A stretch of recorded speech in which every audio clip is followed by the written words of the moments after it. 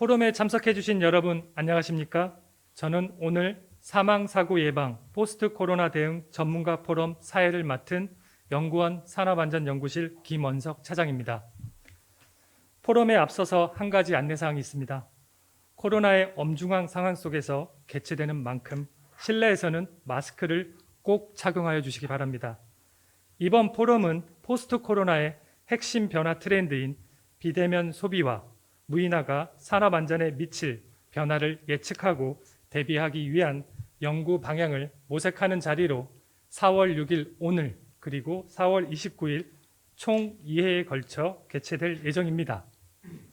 금일 1차 포럼은 코로나 이후 비대면 소비의 비약적 증가로 야기된 배달 플랫폼 종사자의 안전 확보 이슈 그리고 온라인 유통시장의 확대 전환에 따른 물류센터의 위험성 이슈 총 2개 주제를 가지고 세션 1과 2로 나눠 진행됩니다. 포럼 진행 방식은 먼저 발제자께서 주제 발제를 하신 후 세부 과제별 토론이 있겠습니다. 그럼 오늘 참석자를 소개해 드리겠습니다. 먼저 좌장을 맡으신 김진현 산업안전연구실 실장님 참석하셨습니다. 다음은 발제자로 참석하신 분들입니다. 박정훈 라이더 유니언 위원장님 참석하셨습니다. 문병두 연구원 산업안전연구부 부장님 참석하셨습니다. 이홍원 공단 미래전문기술원 과장님 참석하셨습니다. 세부과제 토론자는 연구원 산업안전연구부 직원들입니다. 변정환 연구위원님 참석하셨습니다. 전소영 연구원님 참석하셨습니다. 박장현 연구원님 참석하셨습니다. 원활한 행사 진행을 위해 소지하신 핸드폰은 진동으로 전환해 주시기 바랍니다. 그럼 본격적인 포럼 진행을 위해 마이크를 좌장님께 넘기겠습니다. 예, 사회자 수고하셨습니다. 이번 세션에서 토론할 핵심 과제는 배달 플랫폼, 포스트 코로나, 사망사고 예방입니다. 이에 대해 우리가 할 일과 방향을 모색하는 자리입니다. 오늘 발제자와 토론자 여러분의 해안과 통찰이 기대됩니다. 그럼 그 첫 번째 세션의 첫 번째 발제자로 라이더 유니온 박정훈 위원장님 모시겠습니다. 발표하실 주제는 30분 배달제 부활, 소위 AI 배차와 안전 문제를 주제로 발표해 주시겠습니다. 네, 안녕하세요. 라이더 유니언 위원장 박정훈입니다. 배달하면은 모두 빠른 배달을 얘기하는데 이 빠른 배달을 규정하는 역사가 점점 바뀌고 있습니다. 첫 번째로 고용 여부에 따라서 직고용과 배달 대행으로 나뉘고요. 이 배달 대행의 변화 양상이 어떻게 됐냐면 예전에는 동네 배달 대행에서 직접적 업무 지시를 하는 거에서 알고리즘 지시로, 그리고 최근에 무작위 대중을 모아서 빠르게 배차하는 방식으로 변화하고 있습니다. 저는 이거를 이제 30분 배달제 부활인데, 과거에는 직고용을 해서 최저임금을 주고 빨리빨리 배달해라 해서 지금은 AI 배차를 통해서 빠르게 선정을 하고 일감을 주고 빠르게 먼저 선택된 사람이 배달하는 방식으로 바뀌고 있다. 이것이 소득과 안전 문제에 어떤 변화를 두고 있는지를 좀 말씀드리도록 하겠습니다. 일단 배달 대행 산업의 유형을 좀 이렇게 세 가지로 나눠보겠습니다. 첫 번째가 배민 라이더스 요기요 플러스형이라고 볼 수 있고요. 요거는 배민과 요기요라고 하는 대형 플랫폼사가 배달 대행 사업도 하는 방식입니다. 두 번째가 울산과 같은 지역에서 하는 방식인데 부릉 바로고 생각대로 같은 이 플랫폼사가 동네 배달 대행 업체 약 20에서 30명 정도의 기사들을 관리하는 동네 배달 대행 업체와 위탁 계약을 맺고, 이 동네 배달 대행 업체인 소사장이 다시 배달 라이더와 위탁 계약을 맺는 방식입니다.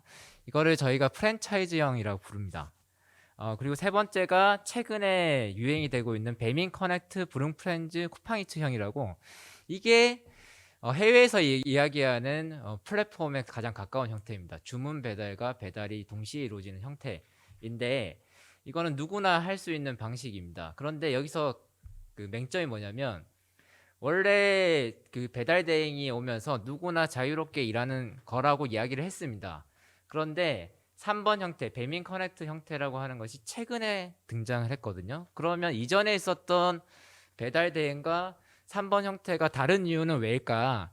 이거는 한국이라는 독특한 고용 구조에서 발생하는 문제인데 이건 특공 문제입니다. 요거는 뒤에 말씀을 드리도록 하겠습니다.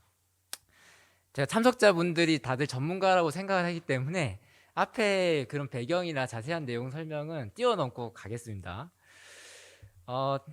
저희가 하나하나 자세히 좀 설명드릴게요. 불응 바로고 생각대로는 무전기를 대체한다고 보시면 됩니다. 음식점에서 배민 요기요가 주문이 들어오면 음식점 포스기에서 배달의 민족 주문 이렇게 뜹니다. 그러면 음식점 사장님이 세 가지 선택을 할 수 있는데 첫 번째로 자기가 배달을 하거나 두 번째로 자기가 고용한 근로자한테 배달을 시키거나 세 번째로 배달 라이더도 고용하고 싶지 않고 오토바이도 사고 싶지 않아. 이럴 때 과거에는 무전기나 전화기로 동네 배달 대행사 라이더한테 음식 나왔으니까 배달해 달라고 이야기했습니다. 이건 무전기였습니다. 그런데 배민 요기요 주문이 늘어나니까 이거를 전화나 문자로 하기에는 감당이 안 돼요. 그래서 무전기를 대체한 프로그램 포스기에서 정보를 입력하면 바로 라이더 핸드폰으로 들어오게 하는 무전기를 대체한 프로그램이 불응 바로고 생각대로입니다. 그래서 여러분들이 지역에서 돌아다닐 때 초록색 통이면 불응, 빨간 통이면 생각대로라고 생각하시면 돼요. 그래서 이 구조가 왜 한국에서 있었냐? 원래 동네 배달 대행사가 먼저 생긴 겁니다. 뭐보다? 플랫폼보다. 어떻게? 음식점 사장님들이 직고용했을 때의 사고 위험이나 책임에서 벗어나기 위해서 동네에서부터 배달 일을 외주화하는 역사가 한국에서는 오랫동안 있었기 때문에 이런 특이한 구조가 있었고 플랫폼이 뒤에 왔다는 겁니다. 그래서 우리가 플랫폼 얘기할 때 매우 첨단 산업이라고 상상하시지만 절대로 그렇지 않다. 영세한 외주화 산업을 보다 용이하게 하기 위한 기술로서 등장한 것이 특징이다. 이거를 꼭 아셔야 된다라는 말씀드리고 싶습니다. 그렇기 때문에 실제로는 위탁 계약을 쓰는데 근로자처럼 사용을 합니다. 그래서 자료에 보면은 배차 그만해 주세요. 이것까지만 할게요는 어떤 거냐면 이 관리자가 라이더한테 직접적인 배달 업무 지시를 할 수 있습니다. 어떤 걸로? 카톡으로. 이런 걸 남기면 사실은 나중에 노동청에 가서 당신 사장이야, 난 근로자야, 너 퇴직금 주고 나한테 최저임금 보장해야 돼라는 위험성이 있지만 한국의 사장님들은 그런 위험성에 대해서 아무런 자각을 하지 않고 카톡에 당당하게 이런 증거들을 남겨놓는 거예요. 왜? 이 시장이라는 자체가 이런 노동법 문제가 불거지지 않을 거라는 상당한 자신감이 있기 때문에 그랬습니다. 그래서 이 동네 배달 대행 업체의 문제는 이런 식으로 사장님들이 임의적으로 핸드폰에 갑자기 너 어디 가라고 하는 강제적 지시로 인해서 동선이 꼬이거나 갑자기 속도를 높여야 되는 봉건적인 의미의 기존의 30분 배달제의 문제가 반복되고 있다라고 보시면 되겠습니다. 근데 예전과 차이점은 뭐냐면 예전에는 그 기업에 우리가 책임을 지을 수 있었습니다. 도미노 같은 경우는 본사가 있었기 때문에 본사가 책임져라고 할 수 있는데 지금의 문제는 뭐냐면 이걸 지시하는 사람들이 불응 바로고 생각대로 같은 본사가 아니라 얘네는 자기가 플랫폼일 뿐이야 라고 하고 이 사람들과 위탁 계약을 맺은 소사장들이 얘기를 하기 때문에 여기는 큰 자본이 아닙니다. 3, 40명 고용한 것 뿐이에요. 그러면 이 사람들한테 안전관리 책임을 묻는 것이 좀 어려운 점, 이것을 사회적 이슈로 만드는 것이 어려운 점이 예전 30분 배달제와 차이가 있다. 요거는 플랫폼이고 뭐고 이런 문제가 아니라는 겁니다. 그리고 넘겨보면 생각대로라는 곳의 업무 규정 서약서 같은데 여기도 보시면은 뭐 겸직 금지, 뭐 공무원들에나 해당되는 거죠. 그리고 출퇴근 시간 준수 이런 것들이 당당하게 있다는 겁니다. 이 생각대로 업무 규정 그 다음 페이지에 뭐가 있냐면 당신은 근로자가 아니니까 우리는 위탁계약을 맺은 거야 하는 위탁계약서가 같이 있습니다. 그래서 지역은 이것이 공존하는 형태다라고 말씀드리고 싶습니다. 두 번째로 이제 배민 라이더스 요기요 플러스 형인데, 배민이 이제 영업을 하다가 맛집 같은데 배달을 하세요라고 하면 맛집 사장님들이 야 배달을 하면은 우리 음식점 퀄리티가 떨어지는데 어떻게 해? 이렇게 합니다. 그러면 배민이 저희가 직접 운영하는 배달 대행사에서 주문해 드릴게요. 배달을 책임져 드릴게요. 라고 해서 배달 대행을 하는 업체가 배민 라이더스입니다. 배달의 민족은 주문만 받는 회사고 배민 라이더스는 배달 대행을 하는 회사입니다. 법인 이름도 다릅니다. 우아한 형제들이 배민 주문앱이고 우아한 청년들이 배민 라이더스 회사입니다. 복잡하죠? 그러니까 팔고 싶으면 우아한 청년들 팔아버리면 됩니다. 요기요 플러스, 요기요 익스프레스도 마찬가지입니다. 여기도 푸드앤컴퍼니라고 따로 회사가 있습니다. 법인이 다릅니다. 그러면 여기는 잘 되고 있었냐? 그렇지 않다는 겁니다. 여기 보면은 뭐 지각, 조퇴, 그다음에 근무지 이탈을 하면은 벌금을 매기겠다라는 게 있습니다. 그리고 이거는 사실상 근로자처럼 지휘감독 했었다는 거예요. 어떤 회사에서 대한민국을 대표하는 플랫폼 기업인 배민 요기요에서 이런 업무 지시를 했다라는 겁니다. 언제? 2019년 12월의 일입니다. 그러니까 불과 몇 년 전까지 한국에서는 이런 식으로 라이더들을 근로자처럼 고용을 하고 업무 지시를 하더라도 아무런 노동법의 견제를 받지 않았던 겁니다. 요게 한국적 플랫폼 노동의 특징이라고 볼 수 있겠습니다. 그래서 라이더 유니온 이걸 문제 제기해서 이게 다 없어졌습니다. 네. 그리고 세 번째 형태가 배민 커넥트 쿠팡이츠 형태인데 자전거, 도보, 정동 킥보드, 자동차로 자기 마음대로 로그인해서 일하기 싫으면 로그아웃하는 형태가 세 번째 형태인데 요게 최근에 배민 커넥트 같은 경우는 2019년 7월에 등장하는 서비스입니다. 쿠팡이츠는 최근에 시장 점유율을 높이고 있는 형태고 요게 최근에 이제 문제가 되고 있는 국제적 의미의 플랫폼 형태의 노동입니다.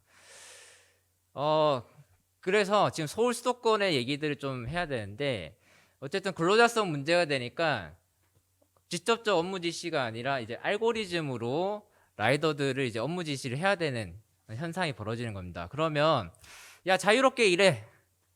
네가 다 선택할 수 있어. 그러면 회사가 어떤 딜레마에 빠지냐면 비가 오든 눈이 오든 배달이 왔으면 수행을 해야 되는데 다 자율로 맡겨놓으면 수행이 안 되는 겁니다. 그러면은 노동력 상품 퀄리티가 떨어져요. 그럼 간접적으로라도 이 라이더들이 강제로 일하게 해야 됩니다. 그래서 도입된 게 평점 별점 제도입니다. 이게 한국에서만 이런 게 아니라 국제적인 플랫폼 노동에서 평점이라든지 별점이 등장하는 이유는 위탁 계약을 맺어서 근로자가 아닌데 근로자와 똑같은 노동력 퀄리티를 유지하기 위해서 간접적인 성과와 지시를 하기 위해서 평점 제도라는 것이 보편적으로 벌어진다라는 말씀드리고 싶고 이 평점 제도와 별점 제도가 나중에는 라이더들을 자기 착취하는 수단이 되기 때문에 이게 곧 안전 문제와도 연관되는 요소가 된다는 겁니다. 넘어가시면 이 쿠팡이츠의 평점 제도입니다. 여기 보면은 맨 오른쪽에만 보고 가겠습니다. 그 배달 파트너에 대한 평가가 있는데 늦게 도착, 그 다음에 길게 우회되어 배달됨 이런 것들이 안전 문제로 이어질 가능성이 높다라는 겁니다. 길게 우회되어 배달됨은 손님이 어떻게 알 수 있냐? 라이더들의 동선이 이렇게 나타납니다. 지금 띄워진 PPT처럼. 그래서 실시간으로 손님들이 라이더들이 어떻게 움직이는지 알 수 있습니다. 그래서 가운데 그림을 보면 여기는 시킬 때마다 세네 곳 들렸다가 오네요 라고 하는 거예요. 그러면 손님이라고 하는 사람들이 라이더들을 지휘 감독하는 새로운 사용자로 등장하는 것이 플랫폼의 또 다른 특징이라는 겁니다. 과거에는 물론 서비스 평가를 했지만 실시간으로 라이더 노동력을 감시하는 역할로서 손님이 등장한다. 이거는 기존의 기업이 했던 노동자에 대한 지휘 감독의 업무를 누구한테 외주화시킨다? 손님한테 외주화시킨다는 거예요. 실시간 이 리뷰와 평점 제도로 이것이 또 라이더들을 통제하는 거기 때문에 역시 안전 문제와 연결될 수 있다라는 말씀을 드리고 싶습니다. 돌아가서 그리고 잘 안 되네요. 네, 그 요기요에서 하는 평점 제도인데 여기 보면 1이라고 적혀 있는 게 등급입니다. 이건 1등급 라이더예요. 1등급 라이더는 어떻게 해야 되냐? 알고리즘이 라이더한테 배차하는 것을 거절하지 않는 사람, 그리고 자기가 스케줄을 몇 시부터 몇 시까지 일하겠다고 약속을 했는데 실제 약속을 지킨 사람은 등급이 올라갑니다. 등급이 올라가면 올라갈수록 뭘 준다? 보너스를 줍니다. 이 이야기는 뭐냐면 등급을 올리기 위해서 알고리즘이 지시하는 걸 다 받아들일게. 너의 업무 지시를 다 받아들일게. 요걸 얘기하는 겁니다. 역시 근로자가 아니지만 간접적 업무 지시를 한 거죠. 그러면 무리한 배달 같은 우리가 소위 얘기하는 똥콜이라고 부르는 것도 다 수락을 해야 된다는 거예요. 이것도 역시 안전 문제와 연결될 수 있습니다. 그래서 실제로 이런 문제가 있었습니다. 여기 눈밑이 찢어졌는데 그래서 물어봤어요. 이거 배달 내가 받았는데 이거 수행을 안 하면은 등급이 떨어지냐 물어봤더니 등급이 떨어진다. 그러니까 이 라이더가 뭐 이모티콘 한번 날리고 그대로 배달을 수행했다라는 거죠.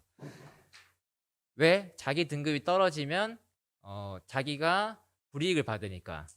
요기요의 시스템은 독특한데 등급이 떨어지면 자신이 일할 수 있는 시간을 선택할 수 있는 기회가 달라집니다. 예를 들어 1등급은 매주 수요일에 자기 스케줄을 결정할 수 있습니다. 그러면 몇 시부터 몇 시를 선택할 수 있냐면 11시부터 2시까지 점심시간 피크, 그 다음에 오후 5시부터 저녁까지 저녁시간 피크를 수요일에 1등급 라이더들이 하고요. 목요일에 2등급 라이더가 자기 스케줄을 신청할 수 있습니다. 그러면은 비수기인, 그러니까 배달을 잘 안 시키는 시간을 할 수 있고 3등급과 4등급은 금요일에 할 수 있어요. 그러면 사실상 배달을 통해서 수익을 얻을 수 있는 시간 동안 일을 할 수 있는 권한이 없기 때문에 요기요가 지시한 알고리즘 지시라든지 뭐 평점이라든지 이런 것들에 종속될 수밖에 없다라고 볼 수 있다는 겁니다. 이거는 배민의 지시인데 이것도 안전 문제 중에 하나인데요. 알고리즘에 알 수 없는 지시들이 있다는 겁니다. 요거는 직선거리 기준으로 저희의 배달료와 배달 시간이 규정되는 겁니다. 12분 남았다고 해서 실제 내비를 켜보니 22분 거리예요. 그러니까 드론이나 비행기라고 하면 직선으로 날아갈 수 있는데 라이더들은 도로로 가면 돌아가기 때문에 22분이라는 좀 더 긴 시간을 가야 되는데 이 알고리즘에 이런 변수가 적용이 안 된다는 거예요. 심지어 부산이나 이런 데는 바다를 건너야 되는데 이런 게 직선거리로 되기 때문에 적용이 안 됩니다. 또 하나는 고급 아파트나 주상복합 같은 경우는 엘리베이터에서 타는 시간, 그리고 단지 내에 들어가는 시간, 또 눈이나 비가 왔을 때 교통 상황이 안 좋은 시간들이 알고리즘에 그 변수로 들어가지 않기 때문에 라이더들이 무리한 주행을 할 수밖에 없다. 이런 특징이 있다는 겁니다. 네, 넘어가겠습니다. 또 하나는 이제 배달료 문제인데요. 작년에 문제가 됐던 게 태풍 때 쿠팡이츠가 보너스를 많이 준다고 해서 지탄을 받았었는데 쿠팡이츠의 배달료는 어떤 거냐면 지금부터 몇 시까지 2,000원 보너스 이런 것들을 실시간으로 문자나 카톡으로 보내준다는 겁니다. 그러면 그 순간에 사람들이 막 움직이는 거예요. 왜 이런 일이 벌어지냐면 뒤에 걸 같이 보셔야 됩니다.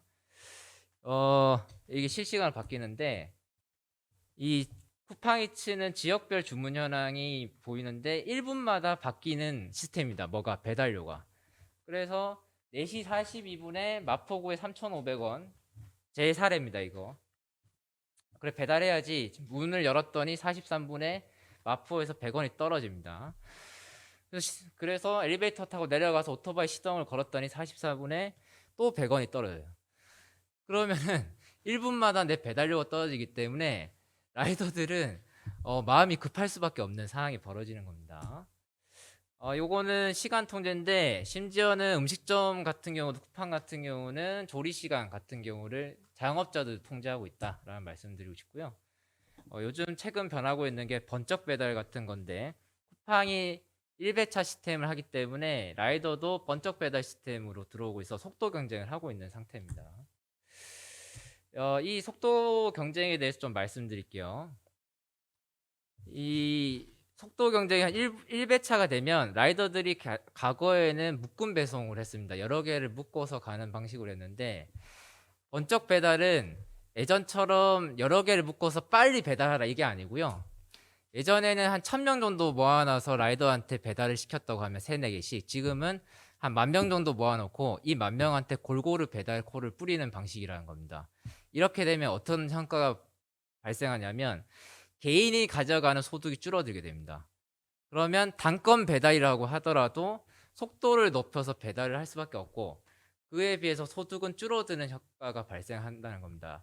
지금은 한 명이 여러 개 배달하는 게 문제가 아닌 시대가 왔다는 거예요. 수만 명, 그러니까 배민 커넥터가 11만 명이고요. 쿠팡이츠가 21만 명입니다. 서울 수도권 중심으로 해서. 그럼 이런 잉여 인력을 놔두고 경쟁을 서로 시키는 방식으로 변화하고 있다는 겁니다. 그래서 시간 통제만이 문제가 아니고 여기에 입직하는 이 노동력 군들을 어떻게 사전에 안전 예방을 하고 관리할 것인가가 새로운 문제다라는 말씀을 드리도록 하겠습니다. 그래서 30분 배달제라고 하는 빠른 배송 경쟁이라고 하는 것이 양상이 달라지고 있다. 이거를 좀 더 면밀히 봐야지 안전 문제들에 대해서 자세히 대책을 마련할 수 있다는 말씀을 드리면서 제 발표는 여기서 줄이도록 하겠습니다. 고맙습니다. 감사합니다. 위원장님. 현장감 있고 깊이 있는 배달 메커니즘의 논점을 밝혀주셨습니다. 그럼 이어서 두 번째 발제자 산업안전연구실 문병두 부장입니다. 주제는 이륜차 배달 플랫폼 관련 사회적 이슈입니다. 예, 안녕하십니까. 방금 소개받은 산업안전연구실 문병두 부장입니다. 제가 오늘 발제 드릴 내용은 이륜차 배달 플랫폼 관련 사회적 이슈 부분입니다. 방금 발제하신 박정훈 위원장께서 말씀하신 내용과 일부 중복되는 부분도 있습니다만 제가 준비한 자료를 또 자료대로 발제를 드리도록 하겠습니다. 발제에 앞서 여러분들 이해를 돕기 위해 가지고 플랫폼 노동의 개념과 유형, 그다음에 이륜차 배달 플랫폼의 특징에 대해서도 함께 발제하도록 하겠습니다. 예, 먼저 플랫폼 노동의 개념과 유형입니다. 최근 ICT 등 4차 산업혁명 기술 발달과 코로나19 팬데믹으로 인해 디지털 플랫폼을 매개로 노무를 제공하는 산업과 종사자가 급격히 증가하고 있습니다. 이를 우리는 일반적으로 플랫폼 노동이라 하며 이 노동의 정의는 매우 다양하나 ILO나 OECD 등에서는 온라인을 통해 플랫폼을 이용하여 불특정 조직이나 개인이 문제 해결이나 서비스를 제공하고 보수 또는 소득을 얻는 일자리로 규정하고 있습니다. 이러한 플랫폼 노동은 웹 기반과 지역 기반으로 구분할 수 있으며 디자인, 마케팅, 번역, 데이터 레이블링 등 노무 제공이 온라인상에서 이루어지는 노동을 웹 기반이라 합니다. 반면에 숙박이나 운송, 배달, 가사 서비스, 심부름 등 오프라인 호출형 작업으로 서비스가 특정 지역에서 이루어지는 플랫폼 노동을 지역 기반이라 합니다.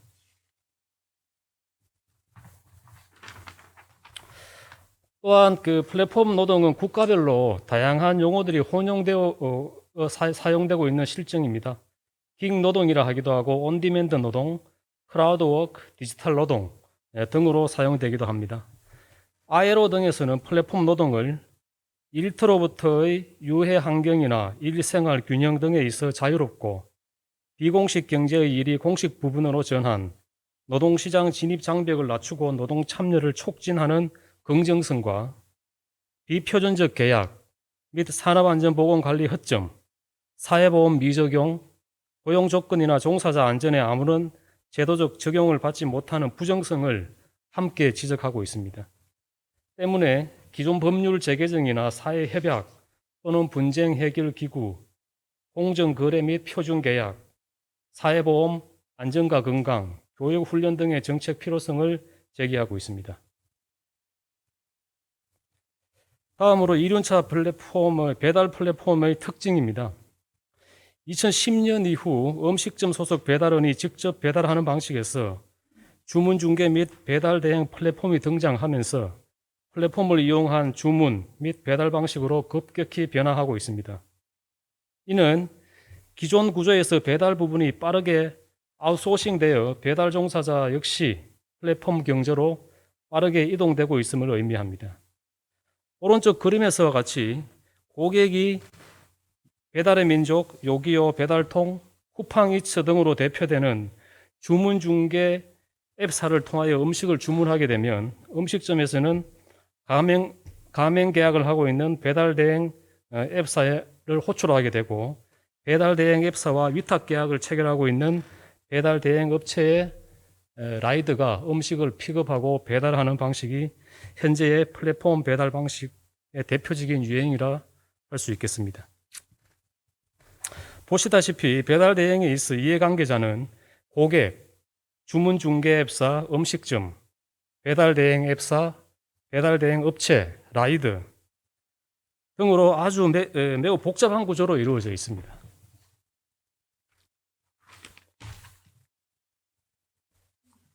문헌에 따라서는 배달 플랫폼을 통합형, 가맹형, 크라우드 소싱형으로 구분하기도 합니다. 이 부분은 우리 박정훈 위원장께서 충분히 설명을 하셨기에 넘어가도록 하겠습니다.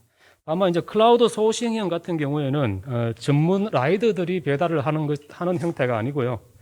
학생이나 가정주부 등 일반인에게 배달을 위탁하는 형태입니다.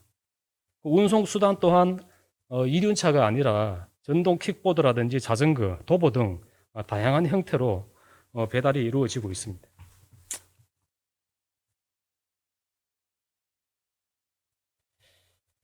네, 다음으로 이륜차 배달 관련 사회적 이슈입니다. 사실 플랫폼 노동 관련해서는 가장 큰 이슈는 근로자성에 대한 이슈입니다만 오늘은 라이더들의 안전 관련 중심의 최근의 이슈를 말씀드리겠습니다. 첫 번째로 코로나19로 인한 비대면 소비의 급격한 증가를 들 수 있습니다. 작년 12월 기준 온라인 쇼핑 총 거래액은 15조 9,946억 원으로 전년 동월 대비 26.1%가 증가했습니다. 연간 대비로도 전년 대비 19.1%의 증가를 보입니다. 특히 이륜차 배달과 밀접한 관련이 있는 음식 서비스 시장의 경우 19년 대비 무려 78.6%의 증가를 보였습니다. 이는 비대면 소비의 일상화로 향후 이러한 현상은 지속될 것으로 전망이 됩니다. 이에 따라 이륜차 배달 종사자도 급증하였을 것으로 추정되며 최근의 한 조사에서는 배달 운송 관련 플랫폼 종사자는 전체 플랫폼 노동자 22만 명 중에서도 52%인 약 11만 4천 명으로 추정하고 있습니다. 또한 배달 대행 플랫폼사인 바로거의 배달 대행 건수가 19년 대비 20년에 134% 증가하였다는 언론 보도도 있었습니다. 이렇게 배달 대행 건수 및 라이드가 증가함에 따라 이륜차 배달 종사자의 사고도 지속되고 있는 실정입니다. 이륜차 교통사고 사망자는 연간 400명을 지속 상회하고 있습니다.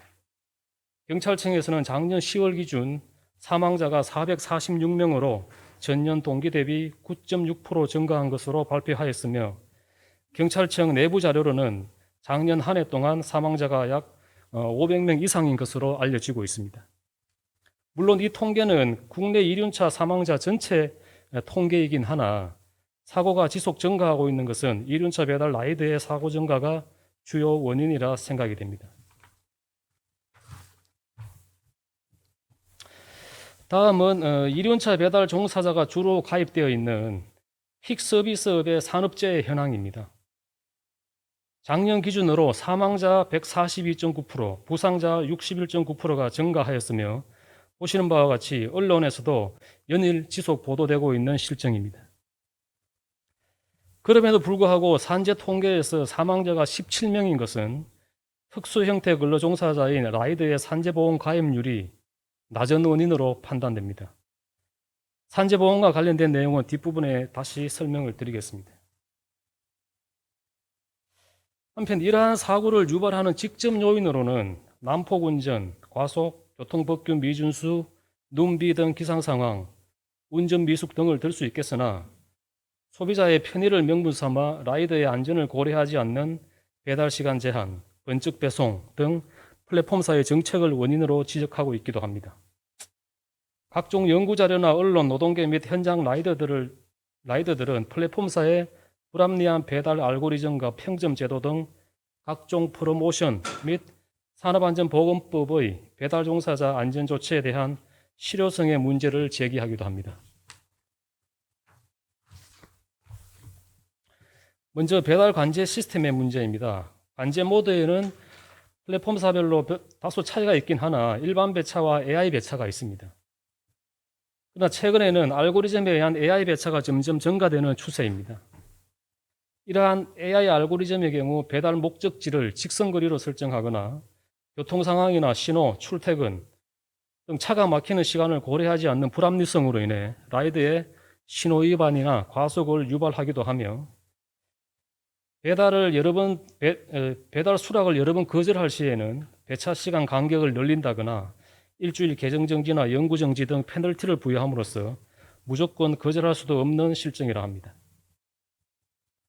또한 노동계 및 현장 라이더들은 알고리즘에 대한 투명성 및 합리성을 위해 알고리즘에 대한 정보 접근권을 요구하고 있으나 플랫폼사에서는 기업 내 비밀을 이유로 공개를 꺼리고 있는 실정입니다.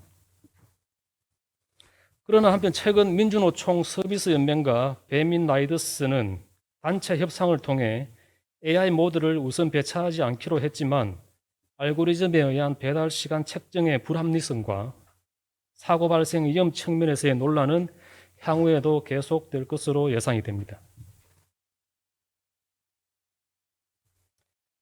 보시는 화면은 직선거리로 설정한 배달 시간이고 오른쪽 그림은 일반 내비게이션 소요 시간인데요. 차이가 나는 걸 알 수 있고 이 부분은 우리 박정훈 위원장께서도 지적을 해주셨습니다. 또한 라이드의 과속과 신호 위반을 플랫폼사의 프로모션을 원인으로 지목하기도 합니다. A사의 경우 등급제와 스케줄 제도, 즉 등급에 따라 피크 시간대의 배달 스케줄에 대한 선택 우선권을 부여한다든지 B사의 성과급과 고객의 따봉과 역따봉에 의한 평점 제도로서 라이더들이 평점을 잘 받기 위해 알고리즘이 지시하는 배달을 수행할 수밖에 없는 실정으로 보입니다. 또한 언론 보도에 따르면 태풍이나 폭설 시 배달할 경우 인센티브나 수수료를 더 주는 경우도 있는 것으로 보입니다. 이럴 경우 정말 목숨 걸고 배달하는 것과 마찬가지인데 라이더의 생명을 우선시한다면 배달을 종료하는 앱 클로징이 바람직해 보입니다.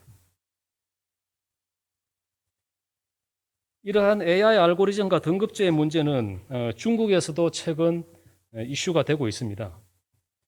중국 배달 플랫폼 시장은 세계에서 가장 발달한 것으로 알려져 있으며 19년 기준 등록 라이드는 1위 기업인 메이투안이 399만 명, 2위인 이러머는 약 300만 명 정도입니다.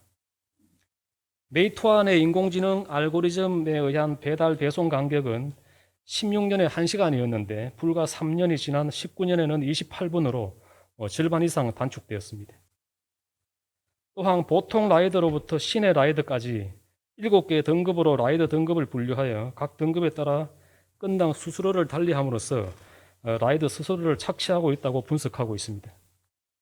2017년 상반기 상하이에서만 2.5일마다 한 명의 사망자가 발생하였으며 이에 중국의 라이더가 조직화되고 중국 전역 배달 노동자 파업이 증가하고 있다고 언론은 전하고 있습니다.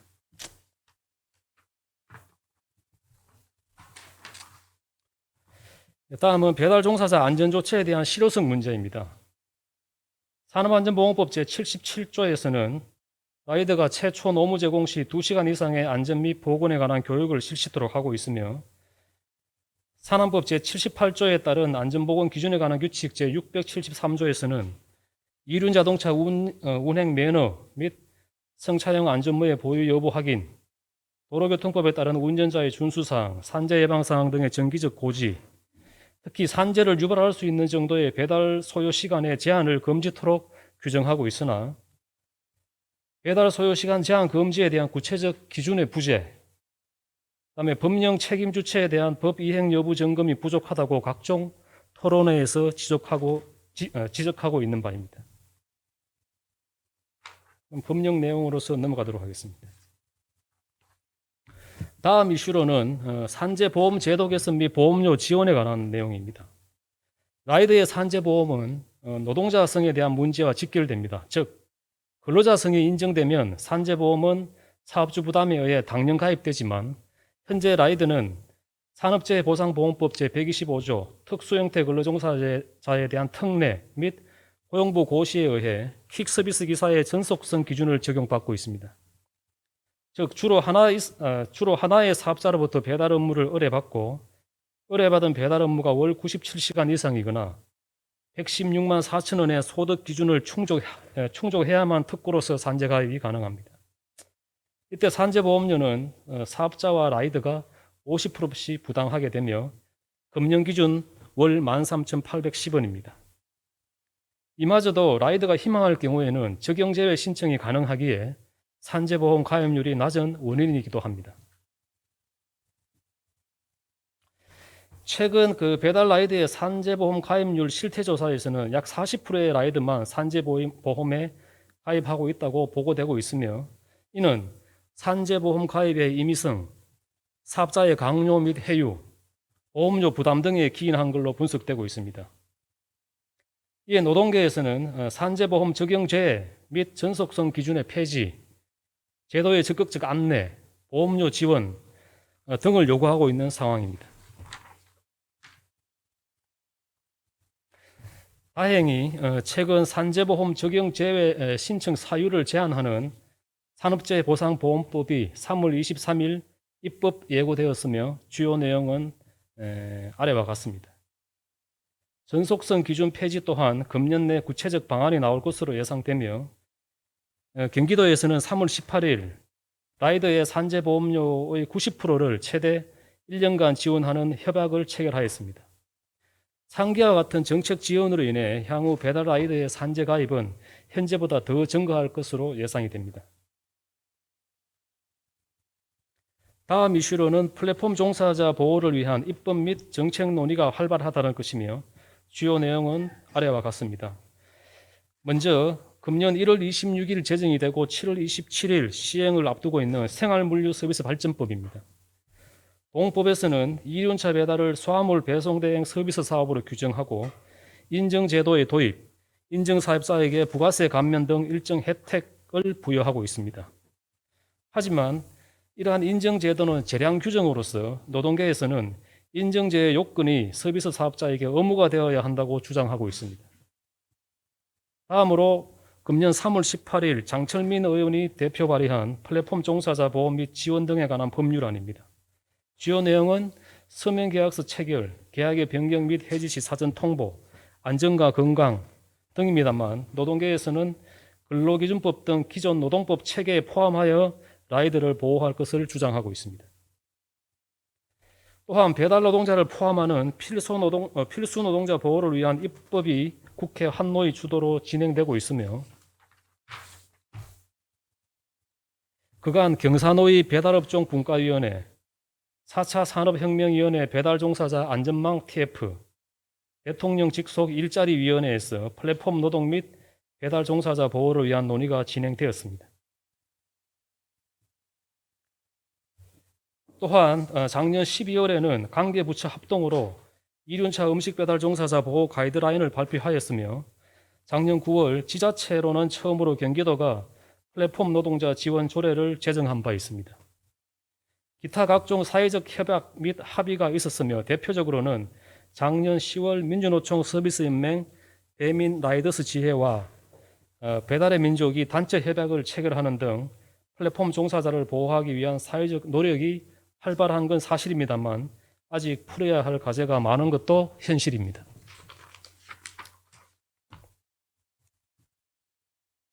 그 핵심 과제 중 하나로서 플랫폼 종사자의 노동자성에 대한 논란이며 국내를 막론하고 플랫폼 노동의 주요 쟁점이 되고 있습니다. 이 노동자성이 중요한 이유는 근로자 지위가 부여됨으로써 근로기준법, 산업안전보건법, 산재보험법, 노동조합 관련법, 최저임금, 근로계약 등 노동과 관련되는 모든 법률이 전면적으로 적용되기 때문입니다.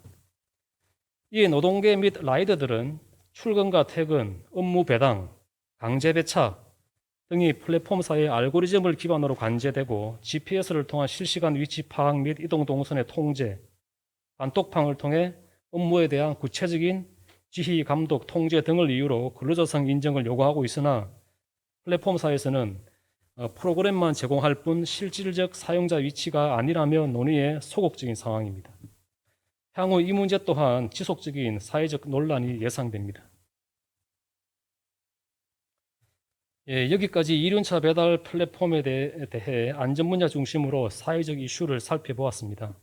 향후 과제로는 안전보호구라든지 안전교육, 배달 시간, 정기적 고지 등 산안법 관련 기준 준수와 플랫폼사와 배달 대행업체의 안전조치 사항 등 라이더 안전에 관한 실태조사를 통해 산재 예방 정책 수립의 기초 자료로 활용해야 될 것으로 생각되며, 또한 라이더 보호를 위한 정책 실효성 강화 측면에서 플랫폼사와 배달 대행업체의 법 준수에 대한 근로감독을 강화하고 사고 발생 시 중대재해 조사를 실시하여 관련 데이터를 축적하는 한편, 안전 배달을 위한 합리적 배달 시간 산정 기준을 정립함으로써 라이더 보호를 위한 정책 실효성을 강화하여야 할 것으로 사료됩니다. 예, 이상 제 발제를 마치겠습니다. 예, 수고하셨습니다. 사회적 이슈를 관점으로 종합적으로 리뷰한 발제였습니다. 예, 발제로는 마지막 세 번째 발제자입니다. 미래전문기술원 이홍원 과장입니다. 배달 플랫폼 종사자의 안전망 강화 방안에 대해서 말씀드리겠습니다. 네, 안녕하십니까. 배달 플랫폼 종사자의 안전망 강화 방안에 대해서 간단히 말씀드리겠습니다. 제가 발표할 내용은 발제문 중심으로 좀 진행을 하고 주요 사항은 제가 PPT로 간단히 좀 보여드리도록 하겠습니다. 다들 느끼셨지만 지난 2020년은 21세기 들어서 전 세계에서 가장 빠르게 변한 1년이었습니다.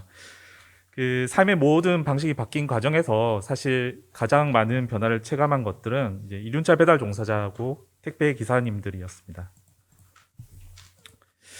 예, PPT 화면처럼 2020년 1월 1주차에 음식 배달 주문 앱 사용자 수는 251만 명이었고 온라인 택배 이용자 수는 117만 명 수준이었습니다. 하지만 이제 코로나 확산이 본격화되고 한 달 지난 뒤인 2월 1주차에는 음식 배달 주문 앱 이용자는 314만 명, 온라인 쇼핑 이용자는 120만으로 늘어났습니다.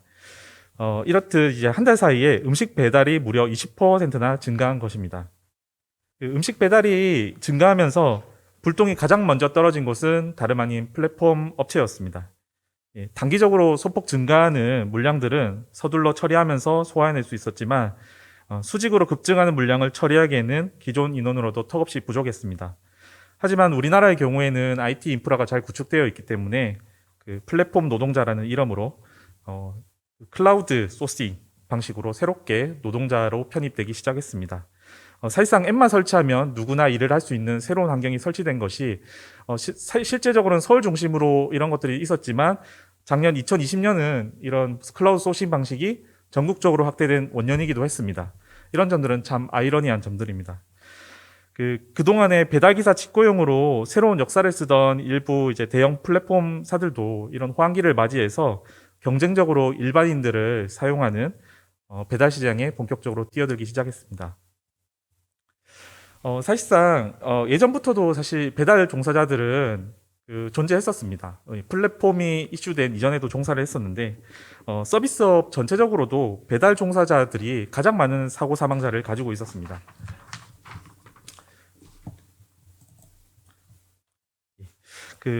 통계를 보시면서 설명을 좀 드리겠습니다.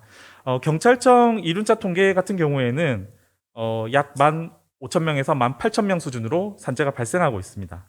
이 중에서 약 420명 정도가 사망을 하고 있습니다. 근데 이제 산재 통계에서는 실제적으로 이 재해자 숫자의 한 6분의 1, 14분의 1 정도만 지금 기록이 되고 있습니다. 사실상 이게 전부 다 사망 사고라고 볼 수는 없지만 실질적으로 상당 부분이 이제 배달 종사자라는 입장입니다. 저희가 말씀드린 이유는 플랫폼 재해가 공단의 당면 과제라는 것을 좀 설명드리기 위해서입니다. 서울 지역에 경찰청 통계 자료를 분석했더니 약 36.9%가 배달에 종사한 걸로 나타났습니다. 그 얘기는 무슨 얘기냐? 현재 이제 422명 중에 사망 사고가 약 155명은 사고재해로 배달 중에 사망한 것으로 저희가 판단할 수 있다는 점입니다. 올해 7월 1일부터는 산재보상보호법상 특수 형태의 근로종사자가 특례가 개정이 되면서 그동안 누락되어 있던 많은 종사자들이 시간 차이를 두고 통계에 들어오게 되었습니다. 기존 조항에서는 이 법의 적용을 원하지 아니하는 경우 보험료 징수법에 따라서 적용제를 신청할 수 있다라고 되어 있었지만 7월 1일부터는 적용제외 사유에 해당하는 경우에만 적용제를 신청할 수 있게 되어서 사실상 강제가입으로 전환되었다라고 볼 수 있습니다. 특히 15,000명에 이르렀던 기존 적용 대상자들이 작년 한 해 동안 2배 이상 늘어났습니다. 현재 기준으로 한 37,000여 명 정도 수준인데 현재 입직자 수준 자체가 예측되는 종사자 수에 비해서 매우 적은 수준이기 때문에 실제 7월 1일자부터 산재보험이 확대된다면 재해자 숫자는 폭증할 것으로 예상되고 있습니다. 그런데 이러한 과정에서도 저희가 사실 접근하기 어려운 이유가 있습니다. 플랫폼 대상 재해방 사업은 크게 제가 3가지로서 좀 정리를 했는데 첫째는 종사자의 특성입니다. 종사자의 특성인데 첫 번째로는 이제 프리랜서이기 때문입니다. 일용직이고 파트타임이고 개인 사업이기 때문에 정확한 통계가 없다는 점입니다. 노동자성이 아주 약화되어 있다는 점이죠. 두 번째로는 업무 특성입니다. 이동 근로자이고 근무 시간이 변동되고 식사 시간이 없고 근무를 하는 시간에도 식사를 할 수밖에 없는 상황이고 그리고 야간 근무고 앱 알고리즘 기반 근무고 실질적으로 저희가 접근이 어렵다는 점입니다. 세 번째로는 산재 특성입니다. 교통사고가 다발하고 있고 산재 인식도가 매우 낮고 재해 예방 기술력도 갖추기 어렵고 사실상의 고강도 고빈도 산재라는 점. 기존에는 저희가 예방 문화로 접근한 것도 사실상은 산재 특성을 봤을 때 저희가 실제로 접근하기 어려운 부분이 많았기 때문입니다. 공단의 재해방 사업은 사실상 기존의 이러한 흐름에 따라 가지고 변화를 해온 것은 사실입니다. 과거 같은 경우에는 사실상 음식업의 상당 부분이 직고용 종사자들이었습니다. 직고용 종사자들이었기 때문에 저희가 직접 찾아가 가지고 사업자를 대상으로 설명을 드리고 매뉴얼을 개정하고 보고를 착용하라고 말씀드리고 유관기관과 협의를 통해서 자료를 배포하고 이런 사업들을 15년부터 약 17년 정도까지 했었습니다. 그런데 16년부터 본격적으로 플랫폼 종사자들이 늘어나기 시작하면서 저희 공단에서도 조금씩 이제 변화의 움직임을 갖추기 시작했습니다. 특히 17년도부터는 이륜차 관련 조항이 최초로 산업법에 들어왔습니다. 물론 그 법의 대상은 종사자 대상이었고 승차용 안전묘라든가 전조등이라든가 제동등이라든가 몇 가지 사항들만 들어왔기 때문에 상당히 제한적이었습니다. 하지만 이제 공단에서도 이 법 개정에 맞춰서 관련된 내용을 홍보하고 실제적으로 19년도에는 배달산업 종사자 실태 조사를 통해 가지고 새롭게 바뀌고 있는 현장 실태를 조사하기도 했었습니다. 그리고 작년이 2020년에는 산업법 정령 개정에 맞춰 가지고 새로운 조항들이 많이 편입되기 시작했습니다. 대표적으로 플랫폼 종사자들의 안전한 배달을 위한 의무들이 추가가 됐는데 안전모를 확인하는 것은 물론 산재 예방에 대한 사항을 정기적으로 고지한다거나 과도한 배달 시간에 대한 제한을 금지하는 것들 이런 것들이 들어왔습니다. 그 공단의 사업도 많은 변화가 있었는데 기존에서는 재해방 매뉴얼을 제공하거나 간접적으로 그 캠페인을 벌이는 등의 행사를 했었더라면 안전보건공단에서 이제 직접적으로 종사자에게 재해 예방을 위한 사업을 만들기 시작했습니다. 이게 바로 이제 저희 공단에서 지금 진행하고 있는 재해 예방을 위한 플랫폼의 사업입니다. 저희가 이제 이륜차 사고 좌표를 경찰청으로 받아가지고 기상청 데이터를 또 받고 그리고 배달 산업에 대한 실태 조사 결과를 믹스를 해가지고 저희가 새로운 서비스를 만들었습니다. 배달하시는 분들이 사고 위험 지역에 갔을 때 배달 알람이 울리게 한다든가 그다음에 라이더 위치별로 여러 가지 교육량을 주는 서비스를 제공을 합니다. 예를 들면 지금 서울 같은 경우에는 비가 온다. 그럼 서울 지역에는 비가 왔을 때 타이어를 점검하라, 브레이크 상태를 점검하라 이런 내용이 나오고 강원도에는 그 당시에 눈이 오고 있으면은 앱을 맨 처음 켰을 때 눈이 오니까 조심해라 라는 영상이 송출이 됩니다. 또한 이제 이분들이 운전을 하셨을 때 배달 사고 지역에 이제 진입을 하게 되면은 위험 구역입니다. 주의 운전하십시오. 이런 음성이 또 나오도록 됐습니다. 이런 것들을 지금 시스템화를 다 시켜가지고 개별 배달 플랫폼사에 연동하는 작업을 이미 실시를 했습니다. 그리고 또 지금 새롭게 진입하려는 회사들도 몇 개 있는데 이런 것들을 통해서 기존에는 저희가 간접적으로 했던 부분들이 실제 배달 플랫폼사와의 연동을 통해서 배달 종사자에게 직접적으로 갈 수 있도록, 그리고 저희가 배달 종사자들과 만들어내는 데이터들을 어떻게 하면 제 예방에 쓸 수 있을지 고민하는 사업들을 만들기 시작했습니다.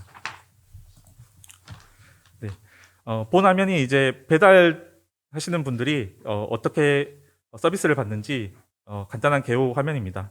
맨 처음에 이제 앱을 키면은 안전운전을 부탁드립니다 라면서 이제 주의 영상이 한번 나오고, 그 다음에 배달 구역에 이제 진입해가지고 배달하시다가 사고 다발 구역에 가시게 되면은 사고 다발 구역입니다. 주의하십시오. 이런 영상이 나옵니다. 네. 저희 사업을 소개할 수 있는 영상을 간단히 제가 끊어서 시청을 하고 또 마저 설명을 드리도록 하겠습니다. 노면에 페인트가 칠해진 곳은 비가 오면 미끄럽기 때문에 조심해야 합니다. 젖은 나뭇잎이 많을 땐 자동차의 바퀴 자국을 따라 저속으로 운전하세요. 아, 오늘 비가 올 예정이라 주의 영상이 나오는구나.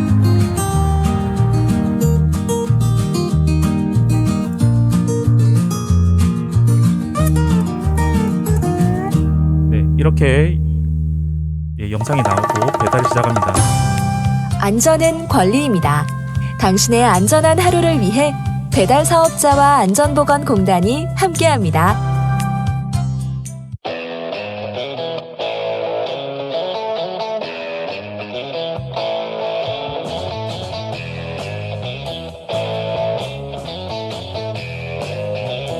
조심조심 달리는 것이 좋아.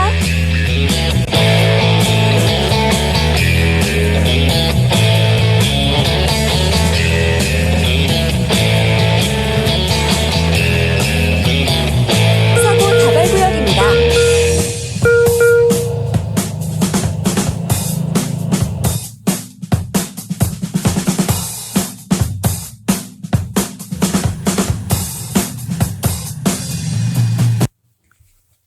예, 전체 영상은 안전보건공단에서 운영 중인 배달 플랫폼 재해방 시스템에서 좀 보실 수 있으십니다. 예, 제가 지금 표시해야 되는 화면은 저희 배달 플랫폼 재해방 시스템에 나와 있는 자료 화면인데, 저희 시스템에서는 그 전체 이륜차 사고 다발 구역의 조회가 가능합니다.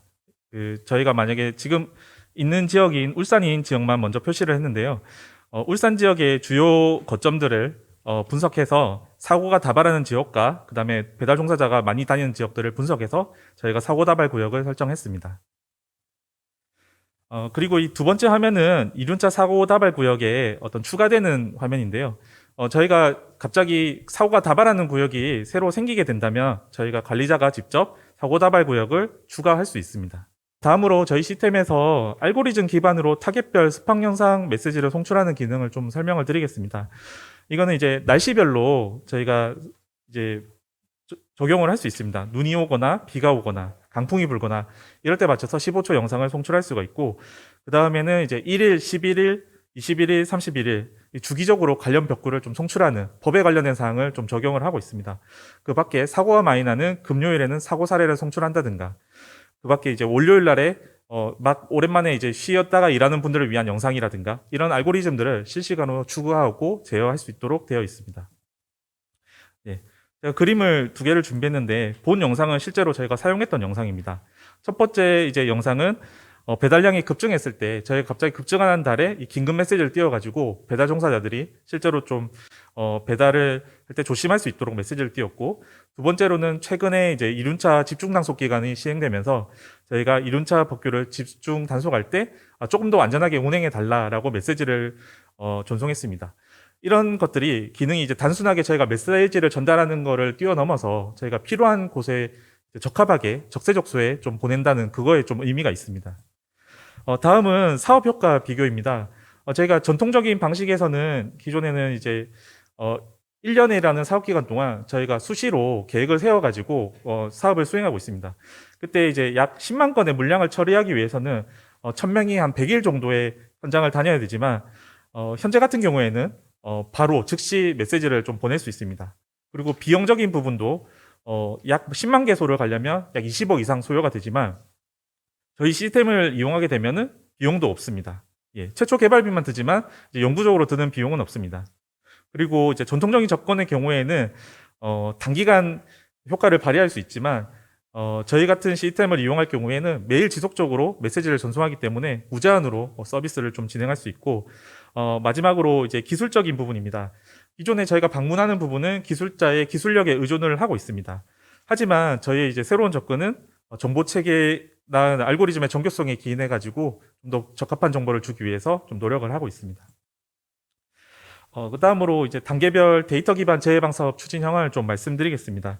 저희가 좀 어느 정도 로드맵을 가지고 지금 재해방 사업을 추진을 하고 있는데, 첫 번째로 이제 기존 사업의 경우에는 방문을 하거나 이제 캠페인을 하거나 이런 간접 사업을 진행했더라면 1단계부터 4단계까지는 이제 좀 더 이제 정밀한 사업을 좀 진행을 하고 있습니다. 1단계에서는 단순 정보를 제공하고 예를 들어서 이제 19년도에 저희가 사고가 발생하는 지점을 원데이터를 각 사에 주고 각자 조심을 해라라고 이렇게 했다면은 2020년 같은 경우에는 2단계 사업으로서 데이터를 저희가 분석해서 사고가 좀 더 많이 나는 지역을 선별하고 그 지역에 맞춰서 데이터를 전송할 수 있는 시스템을 구축하는 사업을 2단계로 했었습니다. 그리고 3단계로 2021년부터는 시범 사업을 통해 가지고 데이터를 저희가 직접 수집하는 방향을 좀 설정을 했습니다. 기존에는 저희의 동영상을 보지 않으면은 저희가 데이터를 수집하기 어려웠다면 3단계부터는 이제 저희가 직접 설치하는 기계에서 데이터를 좀 수집할 수 있게 됩니다. 이 데이터를 통해 가지고 저희가 실제적으로 사고를 발생할 때 사고 예방을 한다거나 그다음에 사고 위험이 있는 지역을 쉽게 알 수 있도록 하는 사업을 올해 좀 추진하고 있습니다. 그리고 이제 4단계 같은 경우에는 데이터 사업을 시장의 자유를 맡길 수 있도록 좀 지원하고 싶은 저희 어떤 로드맵이 있습니다. 그래서 데이터를 민간에서 자율적으로 활용해서 민간에서 산재보험을 인하하거나 재예방에 활용할 수 있도록 이런 사업을 좀 구상을 하고 있습니다. 예, 데이터 사업이 이제 확산되었을 경우에는 이제 지역에서 저희가 할 수 있는 사업이 좀 다양해집니다. 예를 들어서 부산에 있는 이제 분께서 부산에 있는 직원분이 이제 사망 사고가 다발하게 됐을 때 기존에는 저희가 현장을 방문해 가지고 기술 지도를 했어야 됐다면 지금 같은 경우에는 저희가 15초짜리 영상을 만들어 가지고 즉시 이제 송출할 수 있는 시스템으로 이제 변경이 될 예정입니다. 현재는 전국망 단위로 영상이 나가고 있지만 이제 올해 하반기부터는 각 지역 관리자들이 직접 지역 사정에 맞춰서 영상을 송출할 수 있도록 변동될 예정입니다. 그리고 두 번째로는 사고 발생 위험이 증가할 경우에는 각 지역 관리자들에게 직접적으로 사전 문자를 보내서 대처할 수 있도록 합니다. 예를 들어서 평소보다 접촉자 수가 가격하게 증가한다거나 날씨가 좋지 않다거나 이런 경우에는 대처할 수 있도록 문자를 보내는 기능을 저희가 지금 추진을 하고 있습니다. 세 번째로는 저희가 이제 그 재예방 정보 외에도 라이더에 대한 휴식 정보라든가 휴식 장소라든가 그다음에 뭐 법규 관련된 내용의 변경이라든가 이런 것들을 영상으로 만들어서 좀 전송할 수 있도록 좀 준비를 하고 있습니다. 저희가 단순하게 이제 배달 종사자분만 먼저 말씀을 드리지만 실제적으로 저희는 이제 2022년 3년까지 쭉 이제 플랫폼 관련된 사업을 할 예정인데 2020년에는 이제 이륜자 배달 종사자 재예방 시스템을 처음 선보였습니다. 그런데 이제 2021년 이제 올해 같은 경우에는 택배, 택시, 대리운전까지 확대해서 사업을 진행할 예정이고 2022년에는 가전제품 설치원, 가사관리사, 신용카드 모집이, 방문 판매원, 보험 설계사 등 여러 가지 업종까지 확대해가지고 재예방 시스템 대상 업종을 확대할 예정입니다. 그리고 올해 있는 추진 사업을 제가 좀 간단히 좀 설명을 드리겠습니다. 올해 그 앞에서 이제 라이더 유니온 위원장님하고 저희 문병도 부장님께서 설명을 많이 해주셨는데 기존에 안전에 관련된 사항들은 저희가 현장 개선을 통해서 이제 개선을 했었습니다. 현장을 방문해서 개선했지만 저희가 지금 추진하고 있는 새로운 사업들은 알고리즘을 통해서 기존에 있는 안전을 좀 개선할 수 있는 방법을 좀 찾고 있습니다. 첫 번째로 말씀드릴 수 있는 거는 이제 안전 배달 시간을 실질적으로 산출할 수 있는 시스템을 개발하는 내용입니다. 현재는 이 배달 시간이 두 가지로 크게 설정이 됩니다. 하나는 AI 기능에 의해 가지고 배달 시간이 산출이 돼서 도로의 사정이라든가 기존에 있는 사람들의 배달 시간이라든가 이런 것들 산출해서 지금 송출하는 형태로 되고 있는데 그러다 보니까 이제 기존에 있던 배달하는 시간이 짧았을 경우에 그거에 따라서 가거나 혹은 직선거리로 계산하는 시간의 경우에는 도저히 배달할 수 없는 시간에 제시되거나 이런 경우가 종종 있었습니다. 이러한 그 문제점을 해결하기 위해서 저희가 시스템을 개발해서 실시간으로 데이터를 산출해서 저희가 제공할 예정입니다.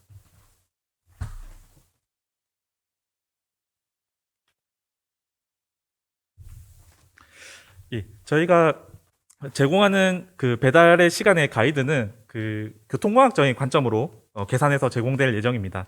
그래서 저희가 기존의 도로의 사정이라든가 그리고 실시간 도로에서 수집되는 데이터를 봤을 때 도로에서 배달이 늘어나는 거나 이런 시간들이 실제로 늘어나게 되면 저희 시스템에서는 배달 시간을 점점점 늘리는 형태로 지금 시스템이 지금 추진이 되고 있습니다. 예, 두 번째 추진 사업은 소셜 데이터를 이용해서 데이터를 분석해서 실제적으로 배달이 늘어나는 것을 사전에 예측하는 시스템입니다.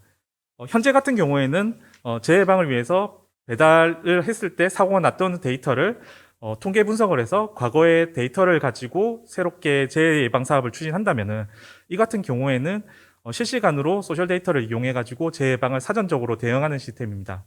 예를 들어서 SNS에 음식 배달 사진이 많이 올라온다든가 아니면은 TV에 특정 배달 브랜드 음식이 등장하면서 배달이 폭증한다든가 이런 데이터들을 실시간 감지를 해서 웹 크롤링을 이용해서 데이터 분석을 하고 실시간 좀 위험을 좀 전달할 수 있는 그런 시스템을 또 추진하고 있습니다.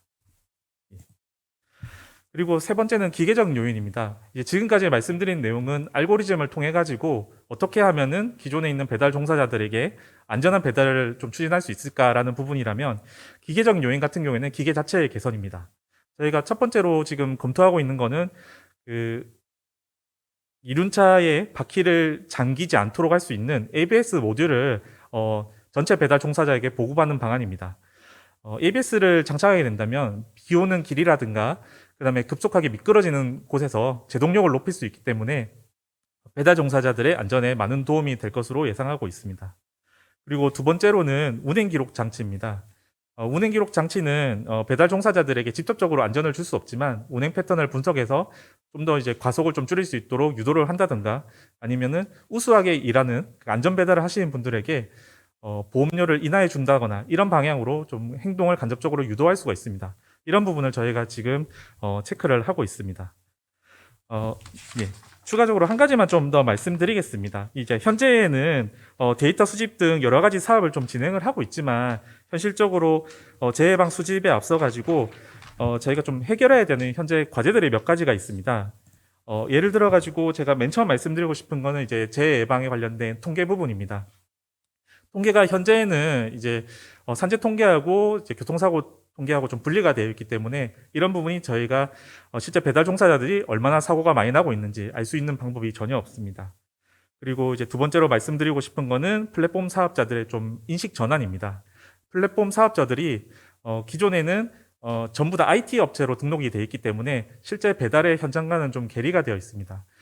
그렇기 때문에 현장에 대한 이야기를 하게 되면은 현장에 대한 인식이 매우 낮거나 그리고 좀 부정적으로 묘사하거나 이런 경우가 많습니다.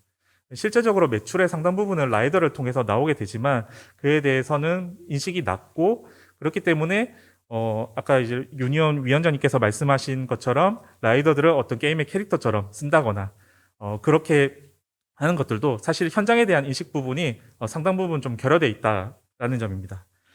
그리고 세 번째로는 플랫폼 사업자 내부에 대한 어떤 정보의 장벽입니다. 예를 들어서 저희가 특정 회사에 방문을 하게 된다면 특정 회사에 방문해가지고 안전을 위한 기술 지도를 하게 된다면 사업장의 정보들이 어느 정도 공개가 되어 있습니다. 몇 명이 일하고 어떤 업무를 하게 되는지 공개가 되어 있습니다. 하지만 플랫폼 사업자들의 경우에는 이런 점들이 모두 비공개 처리가 되어 있기 때문에 이런 분들이 좀 더 공공의 영역으로 좀 전환이 되어야 저희가 재해방 사업을 할 때 조금 많이 이용을 할 수 있지 않을까 싶은 생각입니다. 네, 지금까지 제가 간단히 전체적으로 말씀을 드렸는데요. 가장 중요한 부분을 제가 또 하나만 더 말씀드리겠습니다. 이제 배달 종사자들의 속도에 관련된 부분이 좀 많이 이슈가 되고 있습니다. 배달 종사자들에게 얼마나 더 많은 속도를 좀 해야지 더 많은 이익을 벌 수 있을까 이런 관점에 좀 초점이 맞춰져 있는데 제가 잠시 좀 생각을 해보신다면 현재 기본 배달료가 한 2,500원에서 4,000원 정도 수준입니다.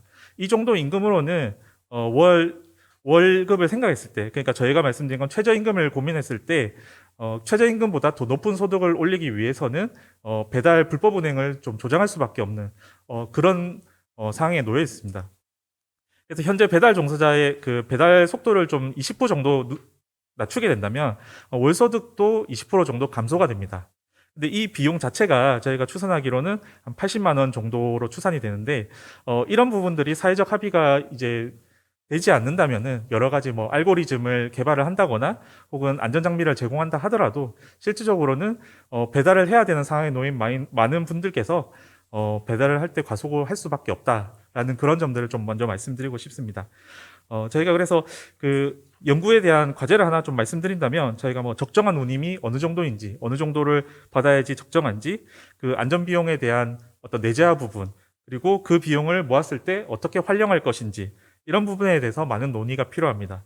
그래서 민간의 영역으로 플랫폼 사업을 남겨놓기보다는 지원 사업이라든가 공제조합 사업을 통해서 많은 부분이 공공 영역으로 좀 들어와야 된다. 이런 점들을 좀 역설적으로 좀 말씀드리고 싶습니다. 예. 네, 감사합니다. 예, 수고하셨습니다. 마지막으로 또 숙제까지 던져주셨네요. 그 배달 사고 감소에 기할 실천적인 대응 방안을 제시하셨습니다. 그럼 이제 이어서 바로 세부 과제별 지정 토론 시작하겠습니다. 첫 번째 토론자입니다. 산업안전연구실 변정한 연구위원입니다. 주제는 네트워크 구조, 근로 형태 및 종사자 추이 등 환경 변화입니다. 예, 시작해 주십시오. 예, 발표를 시작하도록 하겠습니다. 먼저 배달 노동의 디지털화입니다. 최근 플랫폼 노동에 관한 논의가 활발한 것은 디지털화에 따른 새로운 일자리라는 인식 때문이라기보다는 기존의 노동 형태와 디지털 거래 방식으로 인한 배달 노동의 디지털화로 플랫폼 종사자의 사회적 권리 및 보장 제도가 이어받고 있다는 사실에 주목할 필요가 있습니다.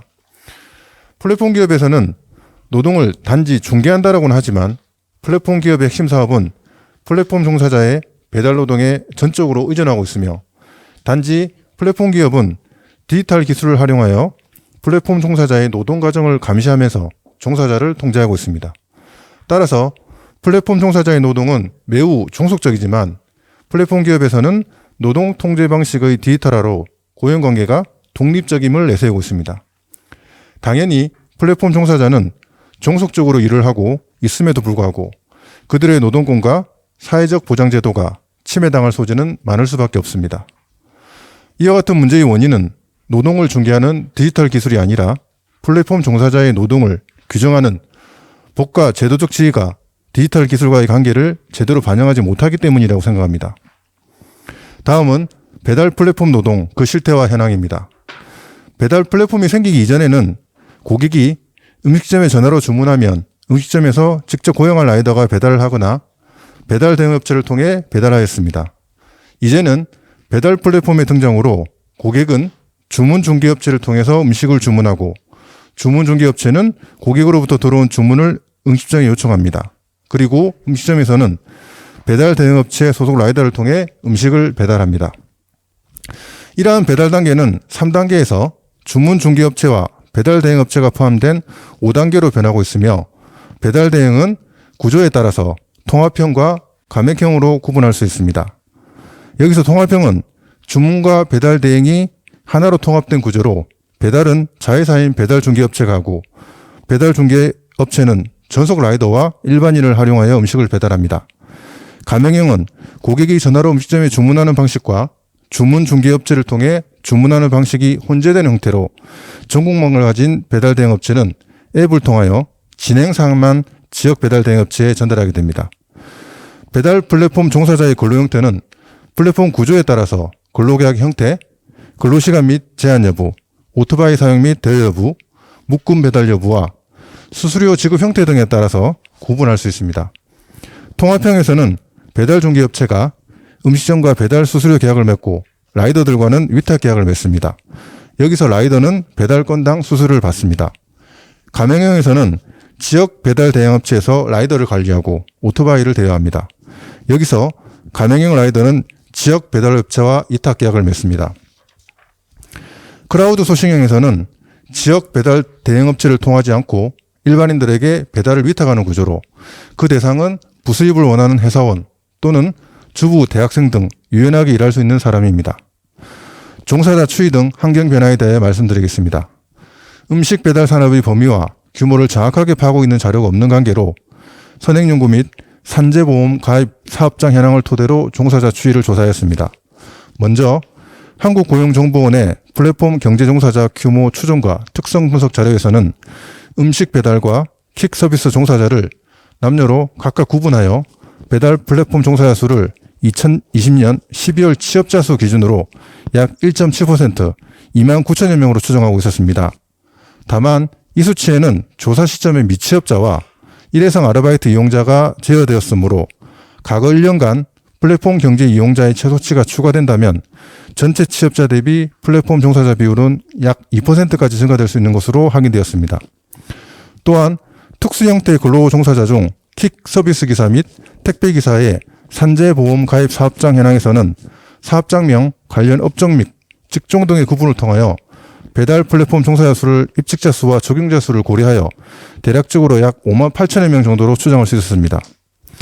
작년 발생한 신종 코로나 바이러스 감염증의 지속으로 2020년 기준 음식 서비스 산업의 전년 대비 매출은 약 16.5% 감소했으나 사회적 거리두기로 인해 음식 서비스 산업에서도 비대면 서비스가 빠르게 확산되고 있어 종사자 추이 등 환경 변화에도 큰 영향이 있을 것으로 예상됩니다. 마지막으로 플랫폼 종사자의 사회적 보호입니다. 정부는 지난해 12월 일자리위원회에서 사람 중심의 플랫폼 경제를 위한 플랫폼 종사자 보호 대책을 마련하였지만 근본적으로 정부의 대책은 플랫폼 종사자의 노동자성을 인정하지 않고 있어 플랫폼 종사자를 노동권 보호의 사각지대로 내몰아버릴 공산이 크다는 의견이 많다는 것을 확인할 수 있었습니다.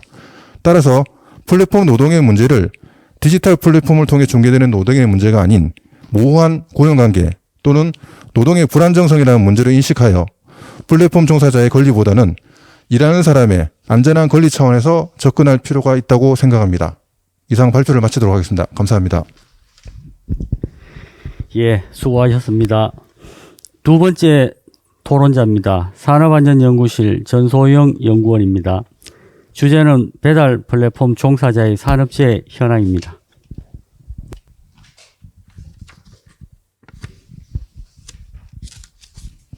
네, 안녕하세요. 저는 연구원 산업안전연구실 전소영 연구원입니다. 오늘 저는 배달 종사자의 산업재해 현황에 대해 말씀드리고자 합니다. 정말 실효성 있는 산업재해 예방 대책을 마련하기 위해서 제일 먼저 배달 종사자의 규모와 산업재해 현황을 정확히 파악하고 각 사고의 이면에 존재하는 다양한 원인들을 상세히 분석해 볼 필요가 있다고 생각하였습니다. 이에 저는 배달 종사자의 산업재해 현황을 다음과 같이 조사해 보았습니다. 먼저 배달 종사자들의 이동수단으로 주로 사용되는 이륜 자동차에 관련한 통계를 조사하였습니다. 우선 앞으로 제가 언급할 이륜 자동차의 개념은 도로교통법상 배기량 125cc 이하의 원동기 장치 자전거와 125cc 이상의 이륜차, 사륜 오토바이를 모두 포함하는 개념임을 알려드립니다. 국토교통부의 자동차 등록 현황 보고에 따르면 지난 10년간 배기량 100cc 초과 260cc 이하의 중형급 이륜 자동차에서 연평균 3.1%의 꾸준한 증가세를 확인할 수 있습니다. 실제로 배달 산업에서 배기량 100에서 125cc 사이의 이륜 자동차가 가장 대중적으로 사용되고 있는데, 이는 자동차 운전 면허를 소지한 자라면 별도의 원동기 면허 취득 없이 125cc 이하의 이륜 자동차의 운전이 가능하기 때문인 것으로 보입니다. 도로교통공단의 교통사고 분석 시스템을 이용하여 2011년부터 19년까지 집계된 교통사고 현황을 살펴보겠습니다. 이륜 자동차 운전자가 가해장애인 경우 사고 건수는 연평균 2.1%씩 증가하였으며 부상자 수도 연평균 3.2%씩 증가하였습니다. 다만 사망자 수는 연평균 4.1%씩 감소하였습니다. 2020년도 사고 현황은 아직 동 시스템 상에 게재되지 않았는데 경찰청이 발표한 2020년 10월 기준 잠정 집계 결과에 따르면 이륜 자동차에 의한 교통사고 사망 수는 전년 동기 대비 9% 증가하였다고 합니다. 이는 최근 코로나의 영향으로 배달 서비스가 증가한 것에 기인하는 것으로 분석됩니다. 2019년도 사망자 현황을 법규 위반 항목별로 분류해 보았습니다. 안전운전 불이행으로 인한 사망자가 296명으로 전체의 59.4%로서 가장 높았습니다. 다음으로 신호위반, 중앙선 침범, 교차로 운행 위반 순이었습니다. 다만 2020년 유진화 등의 이륜차 교통사고 분석을 통한 사고 예방 연구 결과에 따르면 이륜 자동차는 단독 사고 발생 비율이 다른 차종보다 약 4배 높았을 뿐만 아니라 전체 사망자의 약 47%가 단독 사고로 인한 사망자였습니다. 2019년도 9월 기준 이륜 자동차의 보험 손해율은 책임 보험과 종합보험 모두 90.8%로 전체 차종의 손해율 대비 약 5에서 10% 정도 높은 값을 보였습니다. 다음으로 근로복지공단의 요양승인제의 통계를 살펴보겠습니다. 고용노동부 산재보험료율 고시상의 업종 분류 중 배달 종사자 관련이 높은 것으로 판단되는 음식 및 숙박업, 퀵서비스업, 운수부대 서비스업, 택배업에서 이륜 자동차로 인한 산업재해에 대해 조사하였습니다. 본 업종들에서 최근 10년간 발생한 사고 사망자 수는 총 306명, 그 외 사고 사망자 수는 20명, 사고 부상자 수는 2274명으로 확인되었습니다. 앞으로 나올 통계 분석은 전체 사고 재해자 수인 2600명을 대상으로 상세히 분석한 것입니다. 우선 사고 재해자의 국적을 조사해 보았습니다. 전체 사고 재해자 중 한국인은 2268명으로 전체의 98.4%였으며 한국계 중국인이 1.3%, 중국인이 0.2% 순이었습니다. 연령대별 사고 재해자 발생은 20대가 8,557명으로 전체의 41.5%로서 가장 높았으며 40대 19.7%, 30대 18.5% 순이었습니다. 또한 남성이 2359명으로 전체의 98.8%였습니다. 사고 재해자 중 근속기간이 1개월 미만인 사람이 8,935명으로 전체의 43.4%에 달하였으며 근속기간이 짧을수록 재해자 수가 많았습니다. 지역별로는 수도권이 13,205명으로 전체의 64.1%였으며 영남권이 15.2%, 호남권이 9%, 충청권 8.9%, 강원 2.2%, 제주 0.5% 순이었습니다. 인구 만명당 지역별 사고 재해자 수 비를 구해보면 수도권이 5.0, 호남권이 3.6, 충청권 3.5, 강원 3.0, 영남권 2.4, 제주 1.6 순으로 위험도가 높았습니다. 요일별 사고 재해자 발생은 토요일이 3,409명으로 전체의 16.5%였으며 일요일이 16.2%, 금요일이 14.8%로 금요일과 주말의 재해자 비율이 평일보다 훨씬 높았습니다. 사고 발생 시간대는 18시에서 20시 사이가 4,074명으로 전체의 19.8%였으며 다음이 점심시간대인 12시에서 14시 사이로 12.3%, 그 이후로는 밤 시간대에 많이 발생함을 확인하였습니다. 최종적으로 배달 종사자의 산업재해 현황 조사 결과 발견한 문제점과 시사점에 대해 말씀드리겠습니다. 우선 배달 종사자의 산재 통계 데이터베이스 구축의 필요성입니다. 현재 근로복지공단 요양승인 통계 분류 체계상에서는 배달 플랫폼 또는 배달 대행사 등에 소속된 배달 종사자의 근로자 수와 재해자 현황을 구분하여 파악하는 것이 불가능했습니다. 따라서 배달 종사자들이 소속되어 있을 것으로 추정되는 업종과 이륜 자동차를 키워드로 제외자 수를 추정할 수밖에 없었습니다. 또한 현재 많은 수의 배달 종사자가 산재보험을 가입하지 않고 있는 실정으로 요양승인 통계상에 이분들의 재해가 집계되지 않고 있는 문제가 있었습니다. 다만 올 7월부터 산업재해보상보험법의 개정안이 시행되기 때문에 이로써 특고의 산재보험 가입 적용제의 신청 사유가 극히 제한되고 또 한시적으로 보험료를 경감해 주므로 배달 종사자의 산재보험 가입률 증가가 기대됩니다. 따라서 올 하반기부터는 노동자들의 사후 구제 수단이 마련됨과 더불어 요양승인 통계상에 관련 데이터가 집계될 수 있을 것입니다.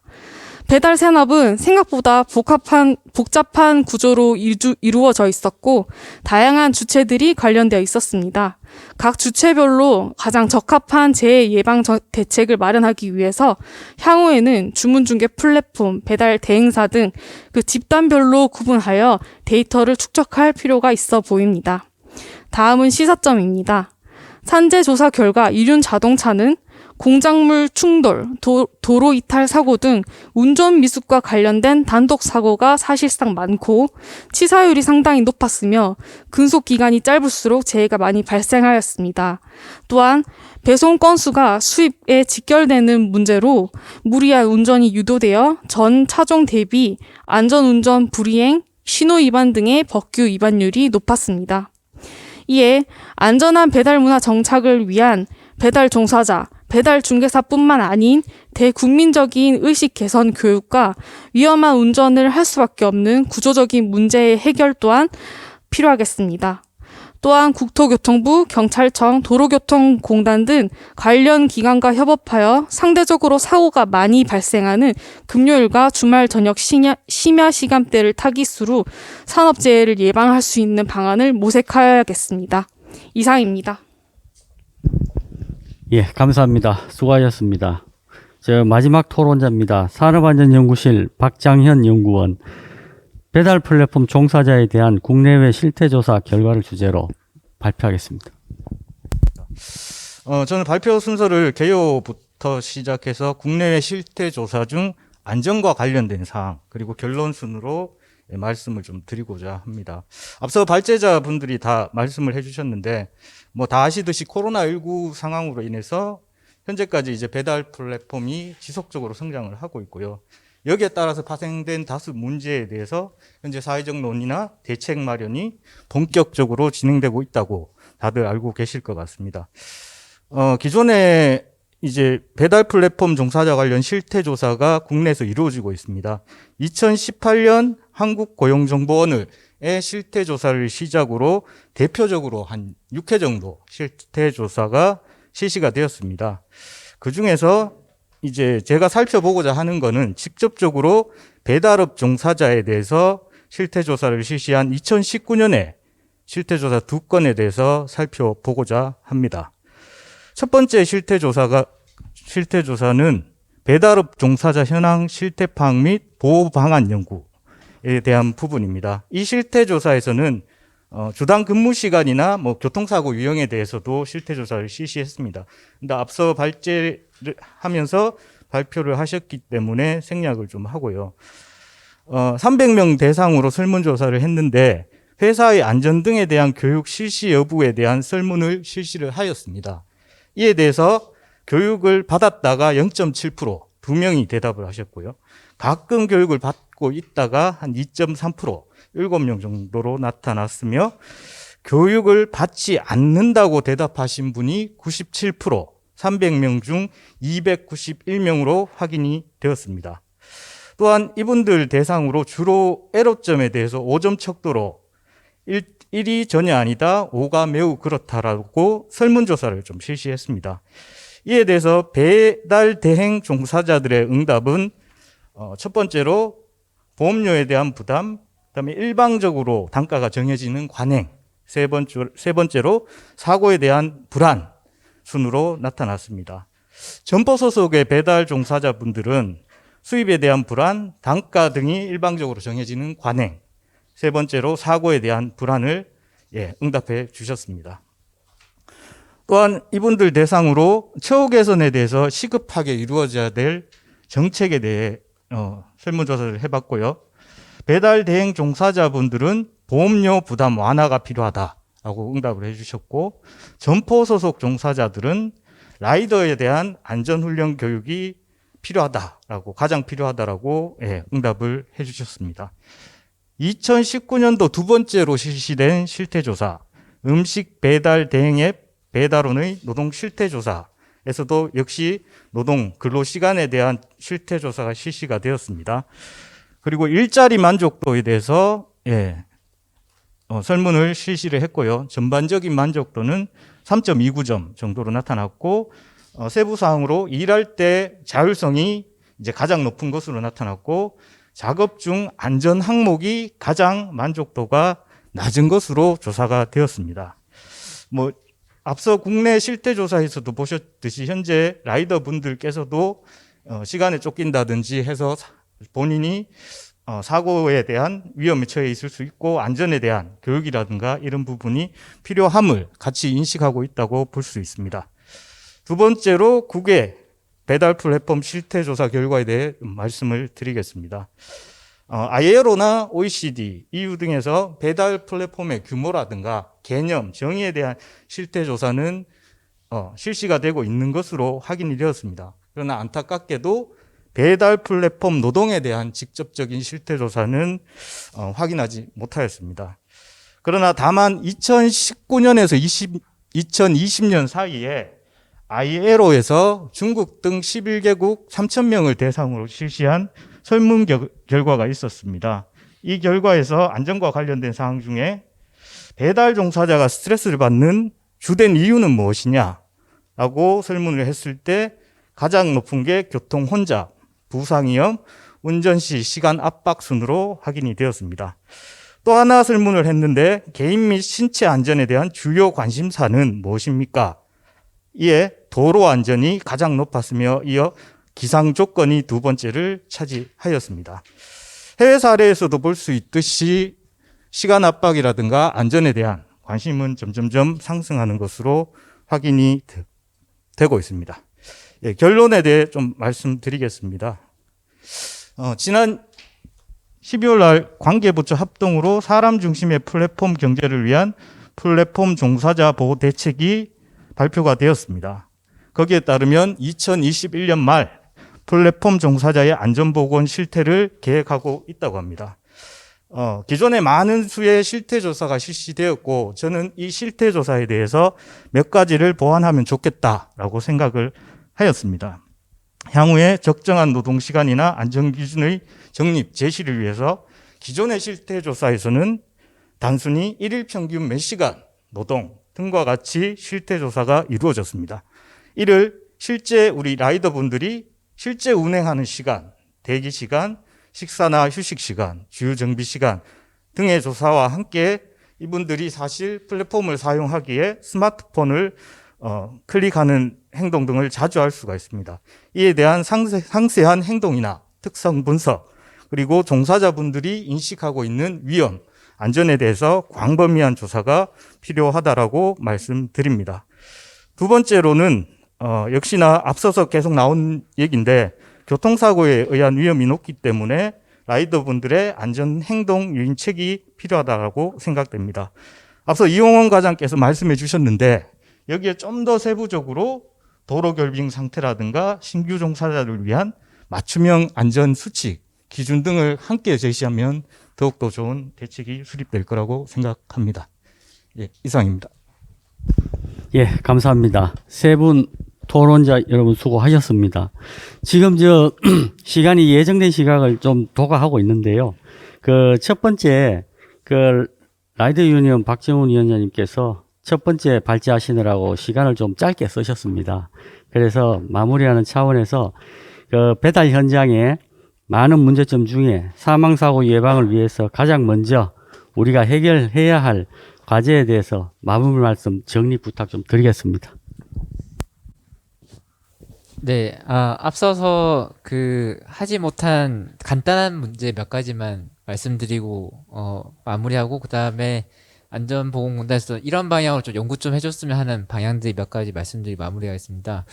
일단 저희 조합원들 중에도 이런 얘기 많이 하시는데 도로에 그 페인트가 비가 오거나 눈이 올 때 매우 미끄럽기 때문에 이걸 어떻게 대체하는가에 대한 그 재료라든지 페인트 물질을 바꾸는 것만으로도 미끄럼 방지를 할 수 있거든요. 그리고 맨홀 뚜껑으로 미끄러짐 사고가 많습니다. 앞서 통계에도 단독 사고 많은데 대부분 맨홀 뚜껑이라든지 페인트 횡단보도 페인트에서 미끄러지는 사고 많고, 그다음에 갓길 주행하면서 그 갓길에 거기에 보면 제설 작업도 잘 안 하시거든요. 보통 오토바이 다니는 길에 제설 작업을 하시기 때문에 낙엽이라든지 거기가 미끄러짐 사고가 많아서 이거 좀 고쳤으면 좋겠다는 생각이 들고, 횡단보도도 오토바이가 직선으로 갈 수 있도록 이게 크로스해 있는데 저희 자료에도 있는데 이거를 일직선으로 해서 오토바이가 노면을 갈 수 있도록 바꾸면 좋겠다라는 게 하나 있고요.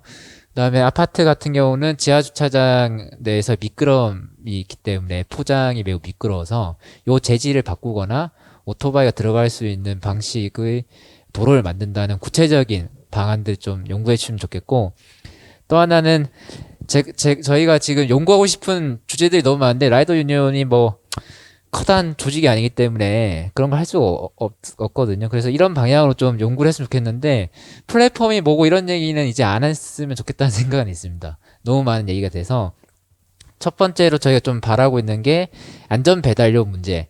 예를 들어 교통법규를 지키게 저희가 규제가 들어온다면 실제로 배달료를 어느 정도 주면 라이더들이 신호주수를 할 수 있을 정도인지 이거를 연구해 주시면 좋겠다는 생각이 있고, 이거는 화물자동차 안전운임제 연구와도 연관이 돼 있을 거다라는 생각이 듭니다.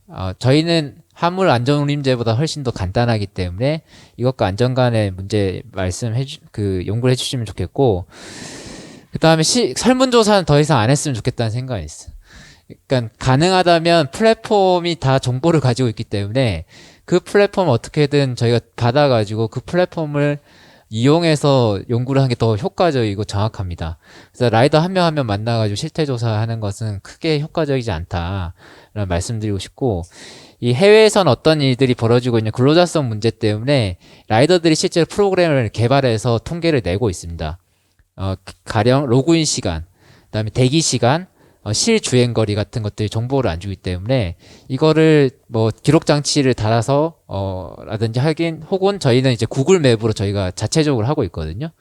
그런 게 있으면 저희가 통계를 내는데 매우 중요하다라는 생각이 있고, 그리고 제조업에도 필요 여유율이라는 게 있지 않습니까? 컨베이어 벨트 돌리고 나서 다음에 올 때까지 여유 시간이 어느 정도 되는지, 그러니까 라이더들도 마찬가지로 배차를 계속 했을 때 어느 정도 여유 텀을 두고 다음 일을 하는 게 안전한지와 관련된 개념, 필요 여유율 같은 개념들이 연구되면 좋겠다라는 말씀을 드리고 싶고, 실질적으로 이런 안전 문제와 연계되려면 저희가 보험 문제가 있기 때문에 저희가 안전이랑 그 보험료 인센티브가 연동될 수 있는 것을 보험사와 연동해서 연구를 한다고 하면 좀 더 라이더들의 참여도를 높일 수 있는 방식으로 갈 거다. 왜냐하면 유상종합보험이 1년에 500, 600 정도 들기 때문에 이것을 할인시키고 싶은 라이더들의 욕구가 매우 크기 때문에 그런 방식으로 안전 프로그램이나 교육이나 연구들이 있으면 효과적일 거다라는 말씀을 드리면서 마무리하도록 하겠습니다. 고맙습니다. 예, 장시간 감사합니다.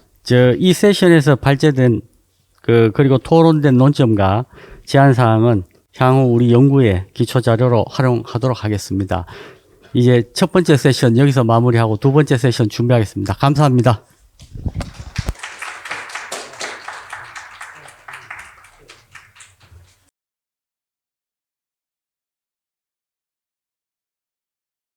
포럼에 참석해주신 여러분 안녕하십니까? 저는 오늘 사망사고 예방, 포스트 코로나 대응 전문가 포럼 사회를 맡은 연구원 산업안전연구실 김원석 차장입니다. 계속해서 두 번째 주제인 온라인 유통시장 확대 전환에 따른 물류센터의 위험성으로 포럼을 시작하겠습니다. 포럼에 앞서서 한 가지 안내사항이 있습니다.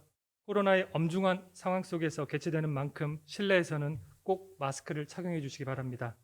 포럼 진행 방식은 먼저 발제자께서 주제를 발제하신 후 세부 과제별 토론이 있겠습니다. 그럼 오늘 참석자를 소개해 드리겠습니다. 먼저 좌장을 맡으신 김진현 산업안전연구실 실장님 참석하셨습니다. 다음은 발제자로 김영백 공단 중앙사고조사단 차장님 참석하셨습니다.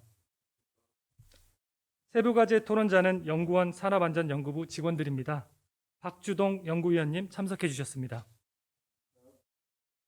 백빛나 연구원님 참석해 주셨습니다. 강성윤 연구원님 참석하셨습니다. 마지막으로 사회자인 저도 토론자로 참여합니다. 원활한 행사 진행을 위해 소지하신 핸드폰은 진동으로 전환해 주시기 바랍니다. 그럼 본격적인 포럼 진행을 위해 마이크를 좌장님께 넘기겠습니다. 예, 감사합니다. 두 번째 세션 시작하겠습니다. 주기적으로 대형 화재 사고로 발생하던 냉동창고, 물류창고 이슈가 최근 더욱 부각되었습니다. 바로 플랫폼 관련으로 해결이 아주 기묘한 과제가 되었습니다. 첫 번째, 이 과제에 대해서 발제해 주실 중앙사고조사단 김영백 차장 모시겠습니다. 주제는 물류센터 건설안전의 현주소 미래 대응 방안입니다. 안녕하십니까.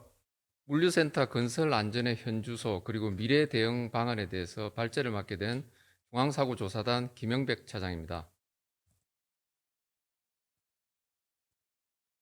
발표 순서는 사고 사례, 물류사업 현황 및 특징, 물류창고 건설공사 특징, 안전관리 실태 및 문제점, 그리고 개선 방안의 순으로 발표하도록 하겠습니다. 작년 4월 29일 날 상당히 안타까운 사고가 있었습니다.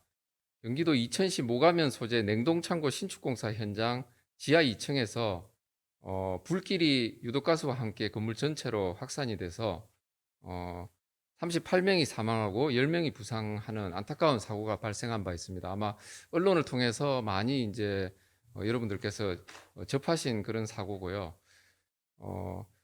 우레탄 뿜칠이 된 그 작업장 부근에서 용접 작업이 이제 같이 진행이 됐는데 아마 그걸로 인해서 이제 화재가 시작된 걸로 추정하고 있습니다. 두 번째는 이제 그 이천 냉동창고 화재 사고의 아픔이 이제 채 가시기도 전에 연말에 크리스마스를 앞두고 경기도 평택 소재에 있는 물류창고 신축공사 현장에서 램프 바닥 슬래브 이제 철근 작업 중에 PC 거드가 전도되면서 PC 빔과 함께 데커프레이트가 탈락해서 3명이 사망하고 2명이 부상하는 또 안타까운 사고가 또 반복되었습니다. 그래서 이것은 이제 정해진 작업 절차가 좀 생략이 됐고 여러 가지 이제 철물이 좀 작업자에 의해서 이미 해체되는 사항으로 인해서 이제 발생한 사고로 보시면 될 것 같습니다. 하지만 이런 사고가 과연 작년에만 있었느냐를 이제 저희가 따져보니까 12년 전이랑 15년 전에 일어났던 사고하고 똑같은 사고가 이제 되풀이된 것으로 저희가 이제 판단을 하고 있습니다. 그래서 12년 전에 2008년도에 역시 경기도 이천에서 냉동창고 신축공사 중에 화재가 발생해서 그 당시에도 40명이 사망하는 대참사가 있었습니다. 그래서 12년 만에 작년 4월에도 이제 이천 냉동창고 화재가 반복됐다고 이렇게 보시면 될 것 같으시고 15년 전에 이제 2005년에 경기도 이천시 마장면 소재에서 물류창고 신축공사 중에 PC 슬래브가 이제 붕괴가 돼서 그 당시에도 9명이 이제 사망하는 큰 사고가 벌어졌습니다. 그래서 작년 12월에 그 평택에서 벌어졌던 PC 붕괴 사고하고 판박이 사고라고 생각하시면 될 것 같습니다. 그럼 이러한 사고들이 한 10년이나 이런 주기로 왜 이렇게 대형 사고가 반복이 되는가를 이제 좀 따져봐야 될 것 같고, 그다음에 작년에 이제 유난히 그런 사고들이 좀 몰려서 발생했던 이유를 좀 한번 파악을 해봤습니다. 그래서 이제 물류 사업의 그 현황과 특징을 이제 보시면은 왜 이런 사고들이 이제 계속 반복해서 건설 현장에서 발생이 되고 취약한 그런 부분들이 생기는지에 대한 부분인데요. 첫 번째로 물류 시장이 급성장했습니다. 이것은 뭐 작년뿐만이 아니고 최근에 이제 계속 1인 가구가 증가하게 되었고 코로나 그리고 이제 무역 협정 이런 키워드로 이제 해서 제가 정리를 좀 해봤는데요. 1인 가구가 증가하다 보니까 어떤 간편식이나 조리식 그리고 신선식품에 대한 수요가 좀 증가했고, 그다음에 이제 생활 패턴이 이제 1인 가구로 많이 이제 변화가 되었다는 거. 그리고 코로나로 인해서 비대면 비접촉이 이제 일어나면서 인터넷이나 모바일을 기반으로 한 그런 물류 산업이 이제 형성이 되고 있다. 그리고 다들 한 번씩 경험해 보셨겠지만 구매 대행이나 해외 직구를 통해서 해외의 어떤 그런 물품들을 직접 내 집까지 이제 배송을 받는 그런 시스템이 많이 형성이 되어 있습니다. 그래서 최근에는 뭐 로켓 배송, 새벽 배송, 무료 배송이라는 용어까지도 이제 탄생하게 된 겁니다.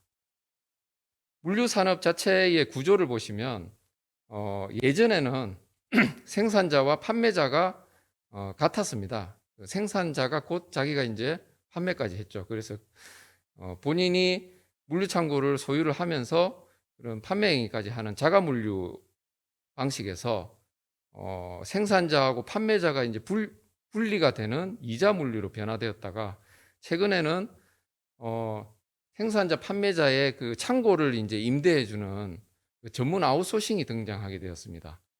그래서 이런 창고업들이 이제 많이 호황을 누리게 되면서 부동산 업자들이나 투자기관에서의 어떤 투자로 이렇게 이어지는 하나의 그 구조가 변화가 좀 일어나고 있습니다. 그리고 이러한 그 창고에 대한 수요 때문에 임차인 위주의 수요 구조가 형성이 되면서 부지나 교통 그리고 전문 인력이 있는 곳에 이런 이제 창고들이 많이 이제 몰리게 된 상황입니다. 그러다 보니까 수도권에 이제 물류가 집중하게 됩니다. 아무래도 인구가 밀집한 지역을 타겟으로 해서 서울하고 수도권에 물류 창고가 이제 집중하게 되었습니다. 그래서 창고업으로 등록된 것으로 봤을 때 서울 수도권의 약 52% 정도가 물류 창고가 집중돼서 이렇게 점유를 하고 있다고 보시면 될 것 같고요. 최근에는 경부고속도로하고 중부고속도로 주변인 용인, 이천, 안성시를 주변으로 해서 수도권 물류 허브가 이제 탄생해서 호황을 누리고 있습니다. 이러한 과정에 이제 부작용이 이제 발생하게 되는데요. 아무래도 급성장하고 이렇게 이제 개발 사업들이 이제 여러 가지로 이제 형태로 벌어지다 보니까 전문성이 결여된 물류 시장이 이제 그런 개발 사업들이 난립하게 되었고 저비용 고효율이라는 운영의 수익성만 추구하게 되는 현상이 벌어지게 됩니다. 그리고 그러다 보니까 창고에 대한 그 관리 주체라든지 그다음에 실제로 이제 소유주와 페이퍼 컴퍼니 같은 게 이제 많이 형성이 되게 되는 거죠. 그러다 보니까 관리 주체의 어떤 책임과 역할도 불명확해지는 그런 경향도 벌어지고 있습니다. 그래서 물류 창고의 건설이나 운영 과정에서의 안전관리를 소홀히 하면서 그런 리스크가 이제 발생하게 되었습니다.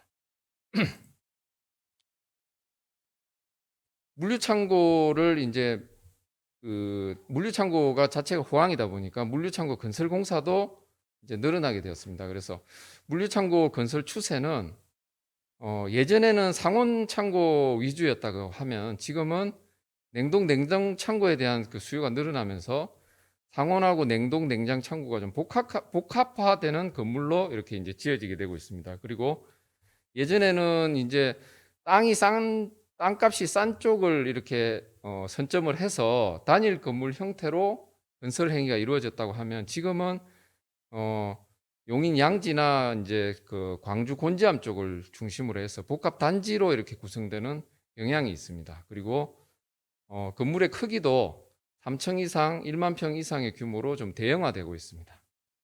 그래서 이제 수도권하고 인천이나 부산 같은 이제 항만 지역을 중심으로 물류창고 건설 공사가 집중된다고 보시면 될 것 같습니다. 물류창고 공사의 특징은 지하층을 형성을 하고 그다음에 차량 진입의 어떤 효율성 때문에 경사지를 선호하고 있습니다. 그래서 경사지에다 짓게 되면 지하층의 삼면이 이제 폐쇄되는 구조로 이렇게 이제 형성이 되고요. 그 경사지를 통해서 차량이 진입하게 되는 그 효율성을 가지게 됩니다. 그래서 경사지 쪽을 이제 많이 선호를 해서 구축이 되고 있습니다.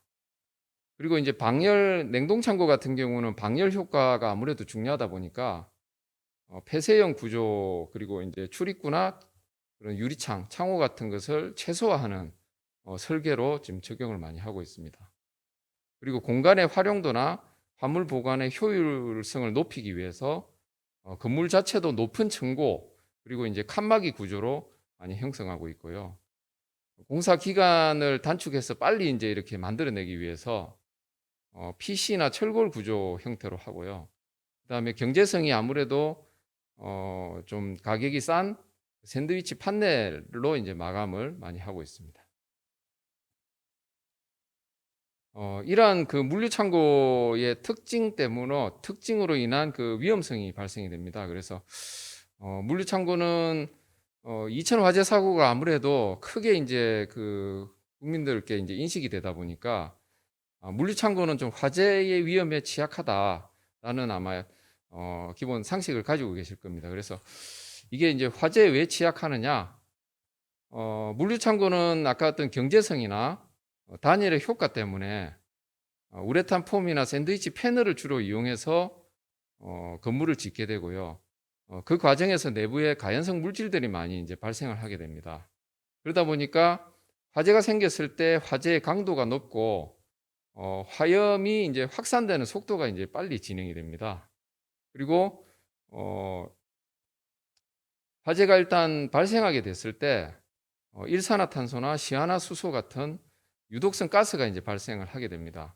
그래서 이런 부분 때문에 화재의 어떤 그 요인으로 인해서 많은 다수의 사상자가 발생하게 되는 요인이 되는 것입니다. 그리고 이제 피난 과정에서도 창고가 이제 밀폐형이고 칸막이 형태 그리고 미로식 구조 그리고 출입구 수가 적다 보니까 피난에도 상당히 이제 어려움이 있었습니다. 실제로 이제 이천 화재 사고 같은 경우도 피난 과정에서 다수의 인원이 유독가스에 이제 질식돼서 이렇게 안타깝게 돌아가시는 그런 사고, 그런 이제 일이 이제 벌어지게 됐는데요. 이렇게 이제 건물 자체가 화재에 취약하고 피난에 이제 어려움이 있는 반면에 또한 그 용접 작업도 화재를 일으킬 수 있는 용접 작업도 많이 이제 벌어지게 됩니다. 그 이유는 냉동 창고 같은 경우에 냉동기나 배관 같은 부분들에 대한 그 용접이 많이 이제 벌어지게 되거든요. 그래서 건물 자체가 화재에 취약하고 여기 안에서 벌어지는 작업 자체도 화재에 위험한 그런 작업들이 이제 많이 벌어지고 있습니다. 기타 위험으로는 이제 붕괴 위험, 이제 추락, 낙하 위험이 있습니다. 아무래도 그 PC 공사라고 하는 거는 저희가 이제 공장에서 콘크리트를 구조물을 만들어서 현장에서 이제 조립을 하게 되는 형태인데요. 아무래도 이제 20톤씩 뭐 30톤씩 하는 그 PC 구조물 그거를 취급하는 이제 중량물이다 보니까 여러 가지 이제 줄거리 방법이나 이런 취급 과정에서의 낙하 사고가 생기는 경우라든지 아니면은 아까 물류 창고가 층고가 높다고 말씀드렸지 않습니까? 어떤 공간의 효율성 때문에 그래서 그런 과정에서 고소 작업이 일어나고 반복 작업이 일어나다 보면 어떤 추락 위험성이 높아지게 되는 것입니다. 그리고 이 레고 블록 쌓듯이 이제 PC 구조 같은 경우는 레고 블록 쌓듯이 이렇게 조립을 하게 되는 과정에서 어떤 구조 검토라든지 이런 부분이 준수가 되지 않으면 곧바로 붕괴 사고로 이어질 만큼 공법은 그 사용하기는 편하지만 어떤 다양한 위험성들이 있다고 말씀드리고 싶습니다. 저희가 이제 2000 화재 사고도 조사를 해보고 그 이후에 이제 그 얼마나 사고 이후에 변화가 됐는지 기획조사도 한번 해봤습니다. 그래서 안전관리 실태하고 이제 문제점들을 좀 분석을 해봤는데요. 현재까지도 그 사고 이후에도 저희가 이제 돌이켜 보니까 역시 이제 저비용 고효율이라는 그 수익성 사업 때문에 뭐 최저가 입찰을 한다든지 입찰을 하고도 이제 공사비를 절감하거나 공기를 단축하려고 하는 그런 여러 시도나 정황들이 이제 많이 보였습니다. 그리고 그런 공법 변경 과정에서 충분하게 이렇게 검토가 안 되는 그런 일들이 아직까지도 조금 벌어지고 있는 상황입니다. 그리고 그 대부분이 민간에서 발주하는 공사다 보니까 설계 단계 위험성에 대한 검토도 부족했고 안전시설에 대한 투자도 좀 소극적이라고 보시면 되겠습니다.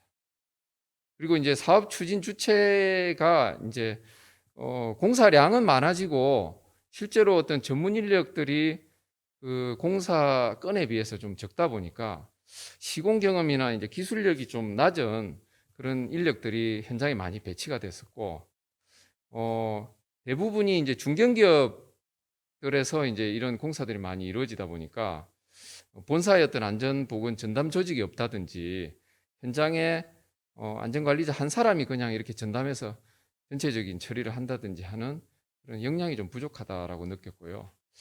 건설업의 그 고질적인 다단계 하도급 관행 때문에 실제로 그 원청사에서 작업자에 대한 그 통제나 관리가 좀 많이 부족하다라고 보시면 될 것 같습니다. 그리고 물류창고 같은 경우는 용접 작업이 이제 내부에서 없을 수가 없는데요. 이게 이제 우레탄 뿜칠 작업이 상당히 이제 화재에 취약한 작업식이라고 보시면 될 것 같습니다. 그래서 이 용접 작업하고 우레탄 뿜칠의 작업이 아직도 혼재돼서 벌어지고 있는데, 이 과정에서 뭐 화재 감시인이 없다든지 하는 그런 위험 관리가 아직도 좀 미비한 부분이 좀 있었고요. 시공 과정에서 위험에 대해서 그런 예측이나 그런 부분들을 사전에 이제 통제할 수 있는 어떤 순서나 절차를 좀 마련해야 되는데, 그런 부분들이 아직 건설 현장에서 조금 부족하다라고 생각하시면 될 것 같습니다. 그리고 이제 비상조치 활동이나 방제 시설 구축에 있어서도 현장 상황에 좀 적합하지 않은 형식적인 그냥 그 일반적인 내용의 어떤 피난 계획이 수립돼 있었고, 피난 훈련도 현장에서 실제로 이제 어떤 위험을 예측해서 그런 활동도 해야 되는데 그런 부분들이 조금 부족했습니다. 그리고 임시 소방 시설이라 그래서 공사 중에 이제 임시로 설치하는 소방 방화 시설이 실제 이제 실효성이 좀 떨어지더라고요. 그래서 이게 이제 공사 과정에서 설치와 이제 철거가 좀 빈번하게 이루어지다 보니까 이게 이제 관리가 좀 잘 안 되는 그런 부분들이 많았습니다. 법 제도적인 문제점으로 보면은 이게 이제 설계 안전 점검토라 그래서 디자인 포 세이프티라고 하고요. 이게 이제 해외나 아니면은 저희 광급 공사 같은 경우는 국토안전관리원에서 이제 이렇게 신고를 해서 설계에 이제 적용하고 있는 사항인데, 민간 공사는 그 의무 검토 대상이 아니다 보니까 민간 공사에서의 발주자나 아니면 그 설계자가 의지가 없다면은 이런 안전을 우선시한 그런 설계도 좀 소극적으로 벌어지고 있는 게 현실이었습니다.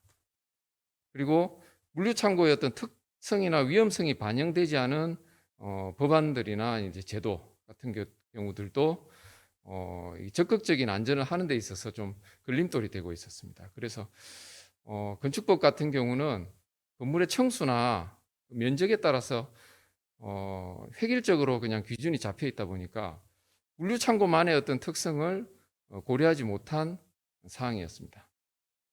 그리고 이제 건축법이나 이제 소방법 같은 경우는 거의 이제 준공 단계에서의 어떤 건축물에 대한 구속력은 있는데, 공사 중인 건물에 대해서는 법적인 구속력이나 제재에 좀 한계가 있었습니다. 그래서 이런 여러 가지 사항들이 화재나 붕괴 사고에 있어가지고 규제가 좀 상당히 이제 제한적으로 다가올 수 있는 그런 부분으로 보시면 될 것 같습니다. 그래서 그 물류창고 재예방을 위해서 사업구조 시스템 개선, 그리고 설계 시공 기술 개선, 그리고 위험 작업에 대한 밀착 관리, 그리고 물류창고 방제 시스템에 대한 재정비, 이렇게 이제 네 가지 카테고리로 이제 조금 생각을 해봤고요. 그래서 여기 사업 구조나 시스템 개선에서는 시공 역량이나 안전 수준을 함께 평가할 수 있는 그 최적격 낙찰제를 좀 민간에서 많이 도입을 했으면 하는 바람이 있었고요. 발주 및 입찰 단계에서 충분한 공사 금액이나 공사 기간을 확보할 수 있도록 어떤 기술 자문위원회를 마련한다든지 하는 제도적인 어떤 절차를 좀 마련했으면 좋겠다. 그 다음에 설계 변경이 생기더라도 시공자가 이제 공기 손실이나 공사비 어떤 증가한 부분에 있어 가지고 부담을 느끼지 않도록 하는 법 제도적인 시스템이 좀 있었으면 좋겠다. 그리고 사업 참여자가 뭐 감리를 포함해서 어떤 책임감을 좀 부여할 수 있는 그런 그 시스템이 있었으면 좋겠다라고 이제 좀 생각을 해봤고요. 설계 시공 기술 개선 부분은 이제 시공성이나 경제성보다는 안전성에 중점을 둔 설계, 그리고 설계자가 설계 사항을 충분히 시공자가 숙지할 수 있도록 적합한 시공 방안까지도 좀 설계 단계에서 제시해 줬으면 좋겠다. 그리고 예측되는 위험 요인에 대해서는 해결 방안까지도 같이 이제 고민할 수 있게끔 자문 기구 같은 거 설치하는 것도 좋을 것 같고요. 그다음에 실질적으로 시공자가 그 화재나 그런 붕괴 위험에 그런 취약한 재료나 공법을 쓰지 않도록 선진화된 좀 그런 재료나 공법을 개발하는 것도 괜찮을 것 같습니다. 그래서 그리고 이제 위험 작업 밀착 관리는 이제 시공자 쪽에 해당이 되는 건데요. 사전 작업 허가제, 위험 작업에 대한 사전 작업 허가제나 그다음에 이제 각 작업에 대해서 선후행 공정 관리, 그다음에 화재 감시자 같은 경우는 이제 그냥 단순 노무하시는 분이 그 이렇게 화재에 대해서 잘 모르시는, 작업이나 화재에 대해서 잘 모르시는 분들이 보통 많이 하시는데, 이 부분도 이제 교육을 받은 사람이라든지 어떤 전문 인력을 좀 배치를 해서 좀 밀착 감시할 수 있게끔 하는 이제 그런 방법들을 좀 생각했습니다. 그리고 물류창고 방제 시스템 같은 경우는 실제로 이천 화재 사고 같은 경우에도 반대쪽에서 작업을 하시는 분들이 화재를 늦게 인지를 해서 문제가 생겼던 상황이거든요. 그래서 각 층 간 연동이나 전층을 동시에 좀 통제할 수 있는 경보 제어 방식을 좀 방제 시스템에 적용을 했으면 좋겠고, 아무래도 물류창고가 이제 대형화되다 보니까 인력 감시만으로는 한계가 있을 수 있거든요. 그래서 자동 화재 탐지 설비 같은 거를 좀 도입을 했으면 좋겠다. 그 다음에避難 계단이나 출입구 기준도 저희 산안법 같은 경우 이제 물질 기준으로 비상구가 이렇게 잡혀져 있거든요. 그래서 요거를 건축법하고 좀 같이 좀 고민을 해서 물류창고만의 그런 화재 특성이나 어떤 공사 과정에서의 위험성을 충분히 고려한 그런 기준을 좀 마련했으면 좋겠다. 그리고 임시 소방시설도 설해체가 빈번하긴 하지만 그 과정에서 실효성을 확보할 수 있는 어떤 법적인 근거가 필요하다라고 좀 제 나름대로 좀 생각을 한번 해봤습니다. 이상으로 그 발제 내용에 대한 발표를 마치도록 하겠습니다. 감사합니다. 예, 수고하셨습니다. 물류창고 특성 분석과 함께 안전관리 개선 방안까지 4개로 범주화 논의해 주셨습니다. 수고하셨습니다. 그럼 지정 토론 들어가겠습니다. 첫 번째 토론자입니다. 산업안전연구실 박주동 연구위원입니다. 주제는 물류센터 운영 현황과 건설환경 전망입니다. 먼저 이커머스와 물류센터 시장의 변화에 대해서 설명드리겠습니다. 코로나 이전 국내 전체 리테일 시장의 이커머스 점유율은 22%였으며 코로나로 인해 2020년은 점유율이 약 30%로 증가하였습니다. 물류부동산 시장에 관한 보고서에 따르면 국내 온라인 쇼핑 거래액이 2017년부터 매년 약 20%의 성장률을 기록하였고 국민 1인당 택배 이용 횟수도 2000년에 2.4개에서 2019년에는 53.8개로 약 22배 증가하였습니다. 지난해에는 택배 이용 횟수는 63회로 전년 대비 18% 성장한 것으로 나타났습니다. 택배 물동량 증가와 물류센터 수요 급증에 따라 물류창고 건설 현장도 크게 늘어날 것으로 예상이 됩니다. 다음은 물류센터 현황과 건설 종사자 추이입니다. 첫 번째로 물류센터 현황과 전망입니다. 국가물류통합정보센터 자료에 따르면 금년 3월 기준으로 물류창고업으로 등록된 창고는 약 4,600개소입니다. 최근 5년간 물류창고업 등록 현황 분석 결과 2016년도에는 177개소에서 2020년도에는 735개소로 315% 증가하였습니다. 현재 운영 중인 물류단지는 23개소이고 이 중 10개소가 경기도에 집중되어 있습니다. 공사 중인 물류단지는 8개소이고 검증 통과된 물류단지는 19개소이며 물류단지 사업의 경우 준공 시까지 약 평균 7년이 소요되는 것으로 나타났습니다. 향후 검증 통과된 물류단지에서 물류창고 공사가 이루어지면 물류창고 공사 현장은 지속적으로 증가할 것으로 예상이 됩니다. 두 번째는 물류창고의 대형화와 공법의 변화입니다. 국내 물류시장의 확대에 따라 물류창고는 대형화와 복합화되고 있으며 급증하는 물동량의 수요에 따라 시공 방법도 변하고 있습니다. 일반 건축물 공사의 경우 철근 콘크리트 RC 구조를 주로 적용하고 있지만 물류창고의 조기 가동과 견제성 확보를 위해 공장에서 미리 제작된 부재를 현장에서 조립하는 PC 구조로 점차 바뀌고 있습니다.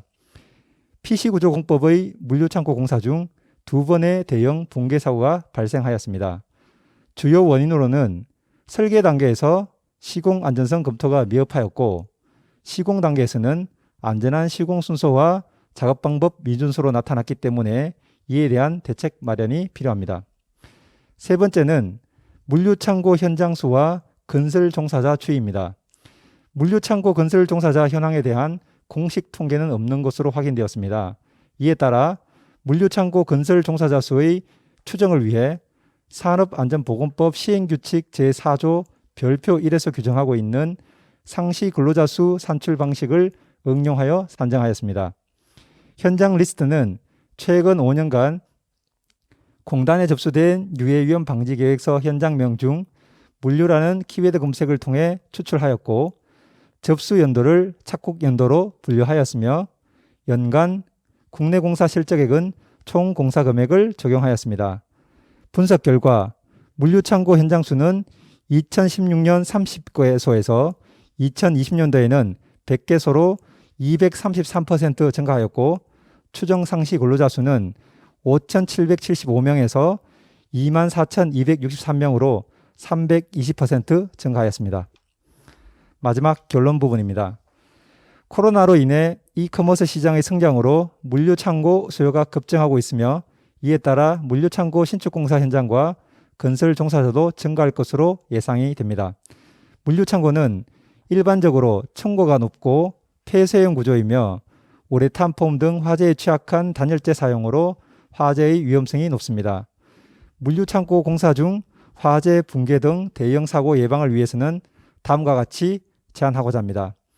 첫째, 물류창고 인허가 단계에서 물류창고 대형 사고 예방 심의위원회를 운영할 필요가 있습니다. 구조 분야, 소방 분야, 안전 분야 등 관련 전문가로 구성하여 설계 도서의 시공 중 안전성에 대해 심도 있게 검토 후 설계 도서에 반영해야 합니다. 둘째, 현행 경제성 검토 위주의 VE 가치공학 설계 심의는 안전을 고려한 SVE, 즉 안전가치공학 설계 심의로 개선이 필요합니다. 셋째, 물류창고 현장의 데이터베이스를 구축하여 위험 공정에 맞춰 적기에 지도 점검을 실시하고 사고 사례와 안전기술을 공유할 수 있는 시스템 구축이 필요합니다. 넷째, 반복적으로 발생하는 화재 예방을 위해 우레탄 폼 등 화재에 취약한 단열재를 준불연 성능 이상의 단열재로 대체할 수 있도록 범정부 차원의 연구 개발이 필요합니다. 다섯째, PC 구조 공법에 대한 붕괴 사고 예방을 위해 설계 단계에서 시공 중 작업 안전성에 대해 충분히 검토하여 설계 도서에 반영하고 시공 중 준수토록 관리 감독을 철저히 합니다. 마지막으로 물류창고 공사와 같이 고위험 공정에 참여하는 발주자, 설계자, 감리자 등 참여 주체별로 재해 사례와 핵심 위험 요인에 대한 체계적인 안전교육을 실시한다면 대형 사고 예방에 크게 기여할 것으로 기대됩니다. 이상입니다. 예, 물류창고 건설 종사자 수 추정에 많은 고민하셨습니다. 그리고 대형 사고 예방을 위한 5가지 제안, 예, 고맙습니다. 수고하셨습니다. 예, 두 번째 토론자입니다. 산업안전연구실 김원석 차장입니다. 주제는 물류센터 안전성 확보를 위한 제도 사회적 이슈입니다. 네, 제도 사회적 이슈에 대해서 말씀드리겠습니다. 최근 쿠팡이 미국 뉴욕증권 거래소에 상장되면서 신규로 조달한 금액 중 무려 1조 원을 전국 7개 지역의 물류센터를 신축하는 데 투자한다고 합니다. 다른 유통업체도 물류 헤게모니를 놓치지 않기 위해서 거점 지역의 대규모 물류센터를 신축할 것으로 예상됩니다. 급속한 물류산업 성장 이면에는 우리가 감수하고 관리해 나가야 할 위험성이 있습니다.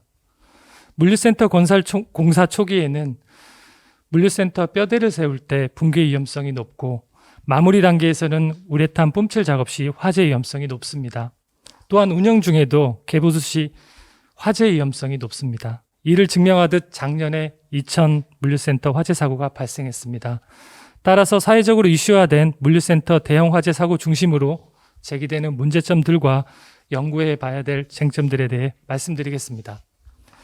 문제점들입니다. 첫 번째로 건설공사에 만연한 하도급 관행입니다. 이로 인해 적정한 공기 산정, 충분한 안전비용 반영, 안전한 공법 선정 등 안전에 대한 관심과 투자가 미흡할 수밖에 없습니다. 또한 하도급 관행은 안전관리에 대한 책임 소재도 불분명하게 만들고 있습니다. 두 번째로 가연성, 유도성 우레탄 폼입니다. 외벽과 마감재는 불에 잘 타지 않는 난연재료나 준불연 재료를 사용해야 한다고 관련 규정에 명시되어 있지만 건물 내부 단열재에 대해선 명확한 규정이 없었습니다.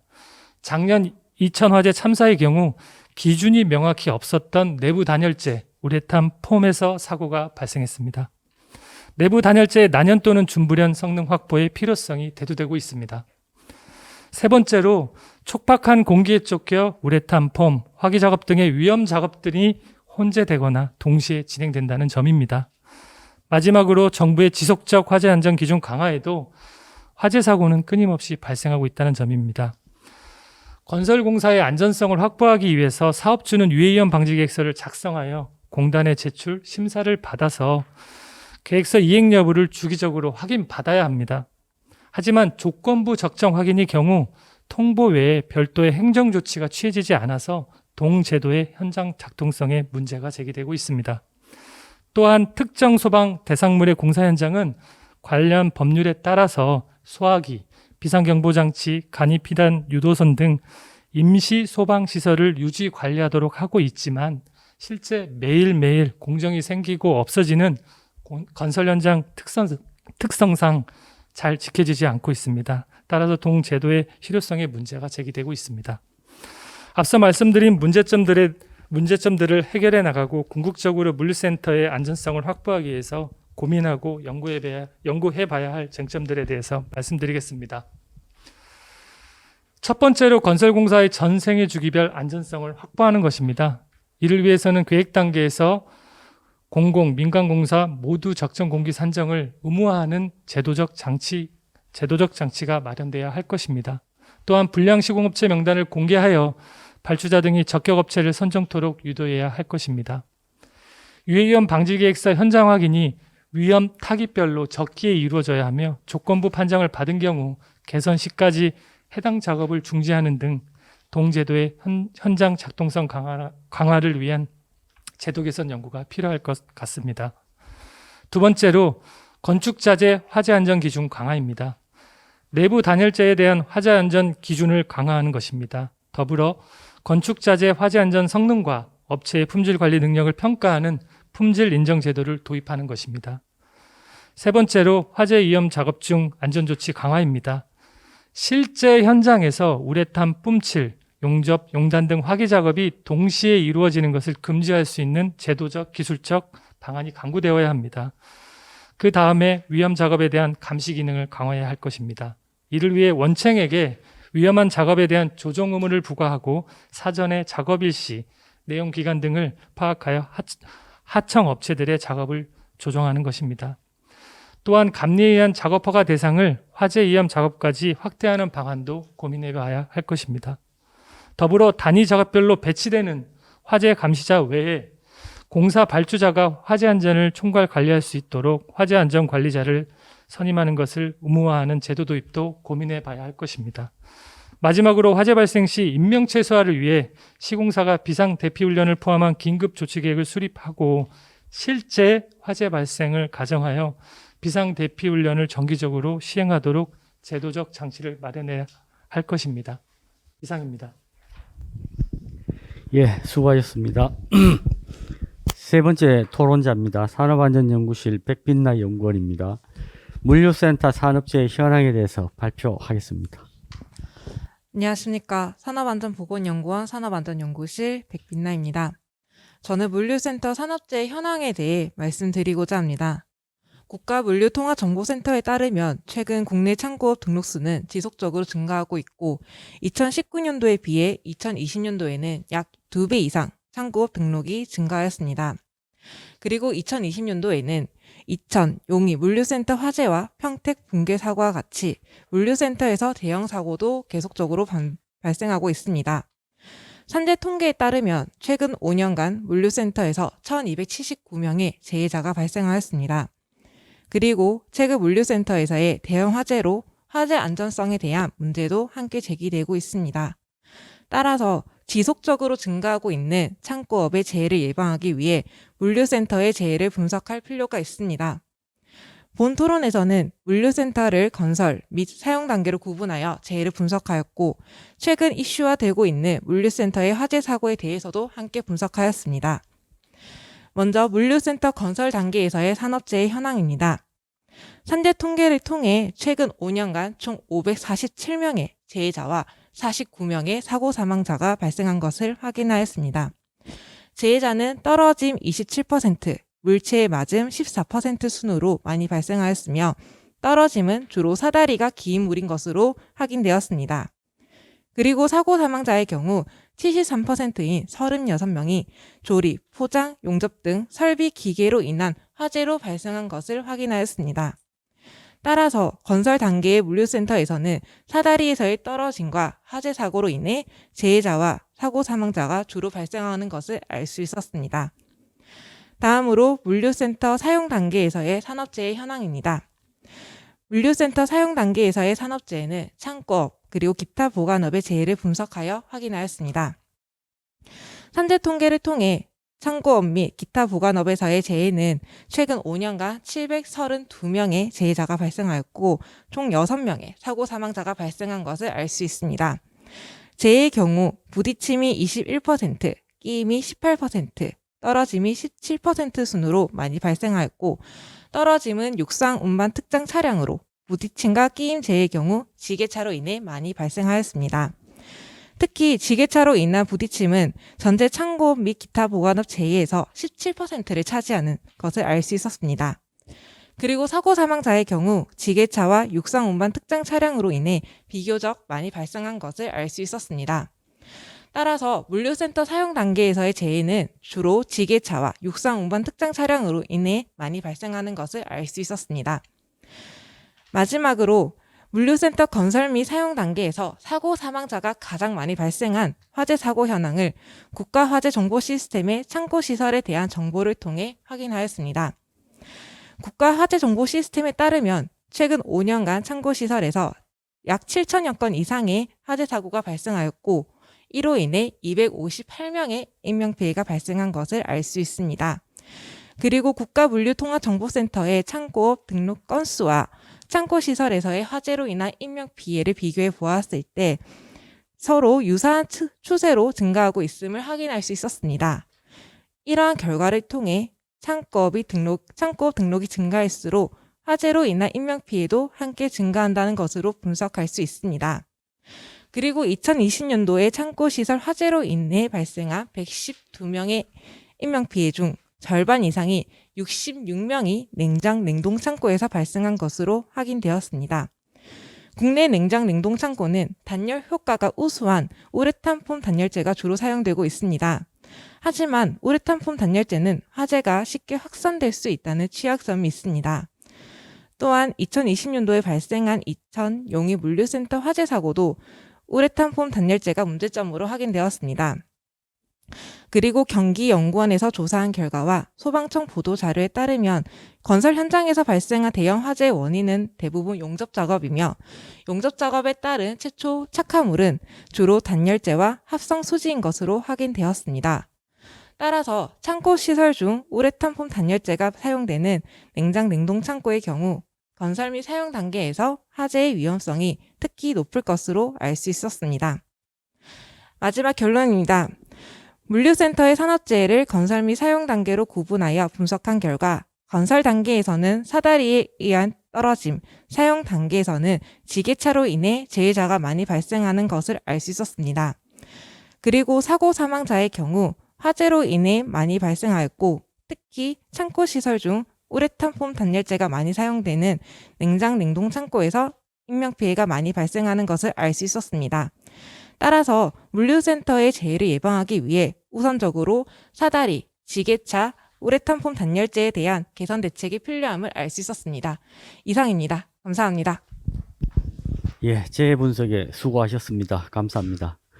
마지막 토론자입니다. 산업안전연구실 강성윤 연구원입니다. 주제는 물류센터 화재사고 사례 분석을 통한 시사점 도출입니다. 네, 물류센터 화재사고 사례 분석을 통한 시사점 도출을 발표하도록 하겠습니다. 물류시설의 개발 및 운영에 관한 법률에서 물류창고란 물류시설의 한 부분으로 화물의 저장과 관리, 장소와 제반 기능을 갖춘 시설을 의미합니다.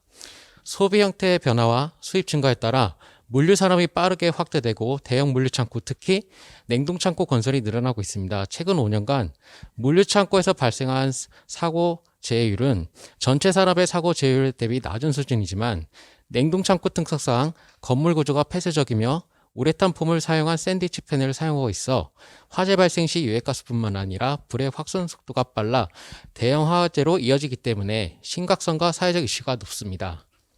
사고 사례입니다. 2008년 12월 경기도 이천 냉동창고 화재 사고는 우레탄 폼으로 이루어진 냉동실 벽체에 용접 작업을 하던 중 불티가 단열재로 튀어서 화재가 발생했고 13명의 사상자가 발생하였습니다. 2020년 4월 경기도 이천 물류센터 화재 사고는 시공 단계에서 발생하였습니다. 우레탄 폼과 엘리베이터 설치를 위한 용접을 동시에 진행하다가 사고 난 것으로 추정되며 48명의 사상자가 발생하였습니다. 위와 같이 사고 사례에서 보듯이 물류창고 화재 발생은 대형 사고로 연결되며 많은 사상자를 냅니다. 따라서 화재 발생 시점을 기준으로 예방과 피해 최소화 측면에서 검토할 필요성이 있습니다. 화재 발생 시점 이전 이후로 나누어서 산업안전보건 측면에서 접근할 수 있는 부분에 대해서 검토할 필요가 있다고 생각을 합니다. 화재 발생 이전 예방 측면으로 화재 감시자 배치 제도가 있으며 내용은 아래 표와 같습니다. 국내 규정은 미국 화재예방협회 규정의 내용 중 일부를 준용했으나 화재 감시자의 교육, 권한에 대한 내용은 생략되었습니다. 국내 모두 화재 감시자에 대한 인원과 자격 기준 등에 대한 내용은 명시되지 않아서 앞으로 지침 개정 시 일정 자격 기준 및 교육, 그리고 인원 감시 규모 등 내용이 필요할 것으로 생각됩니다. 아래 표는 국내 화재 예방 관련 규정입니다.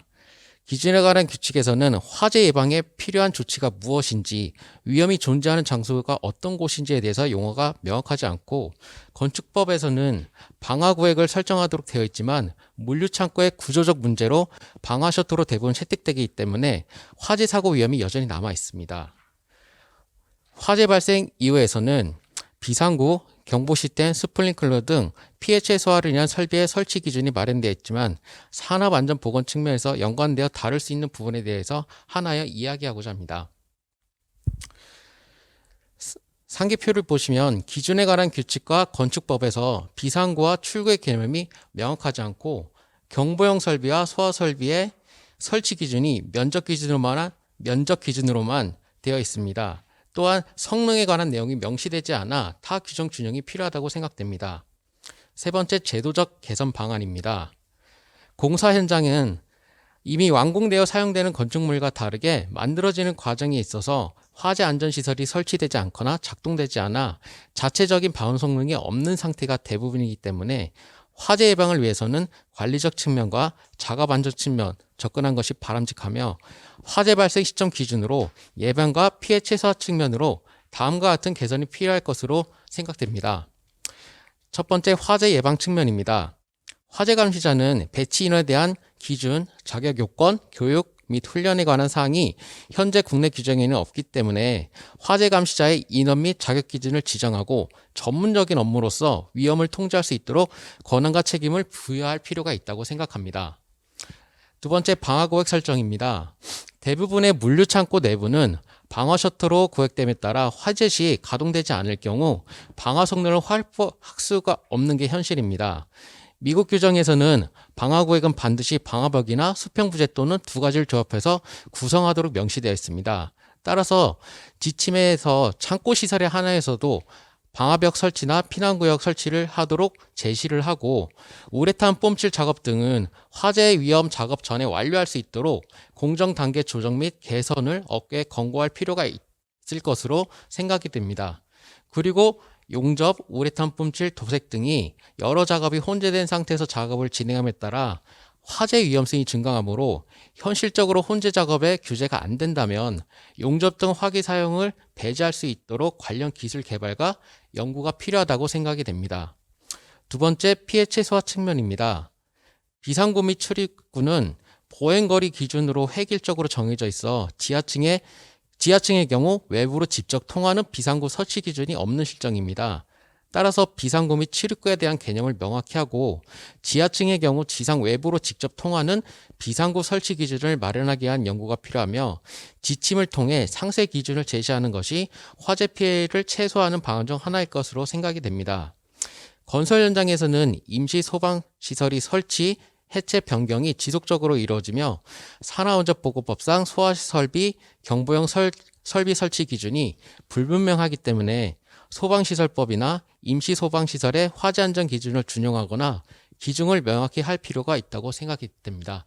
이상으로 발표를 마치도록 하겠습니다.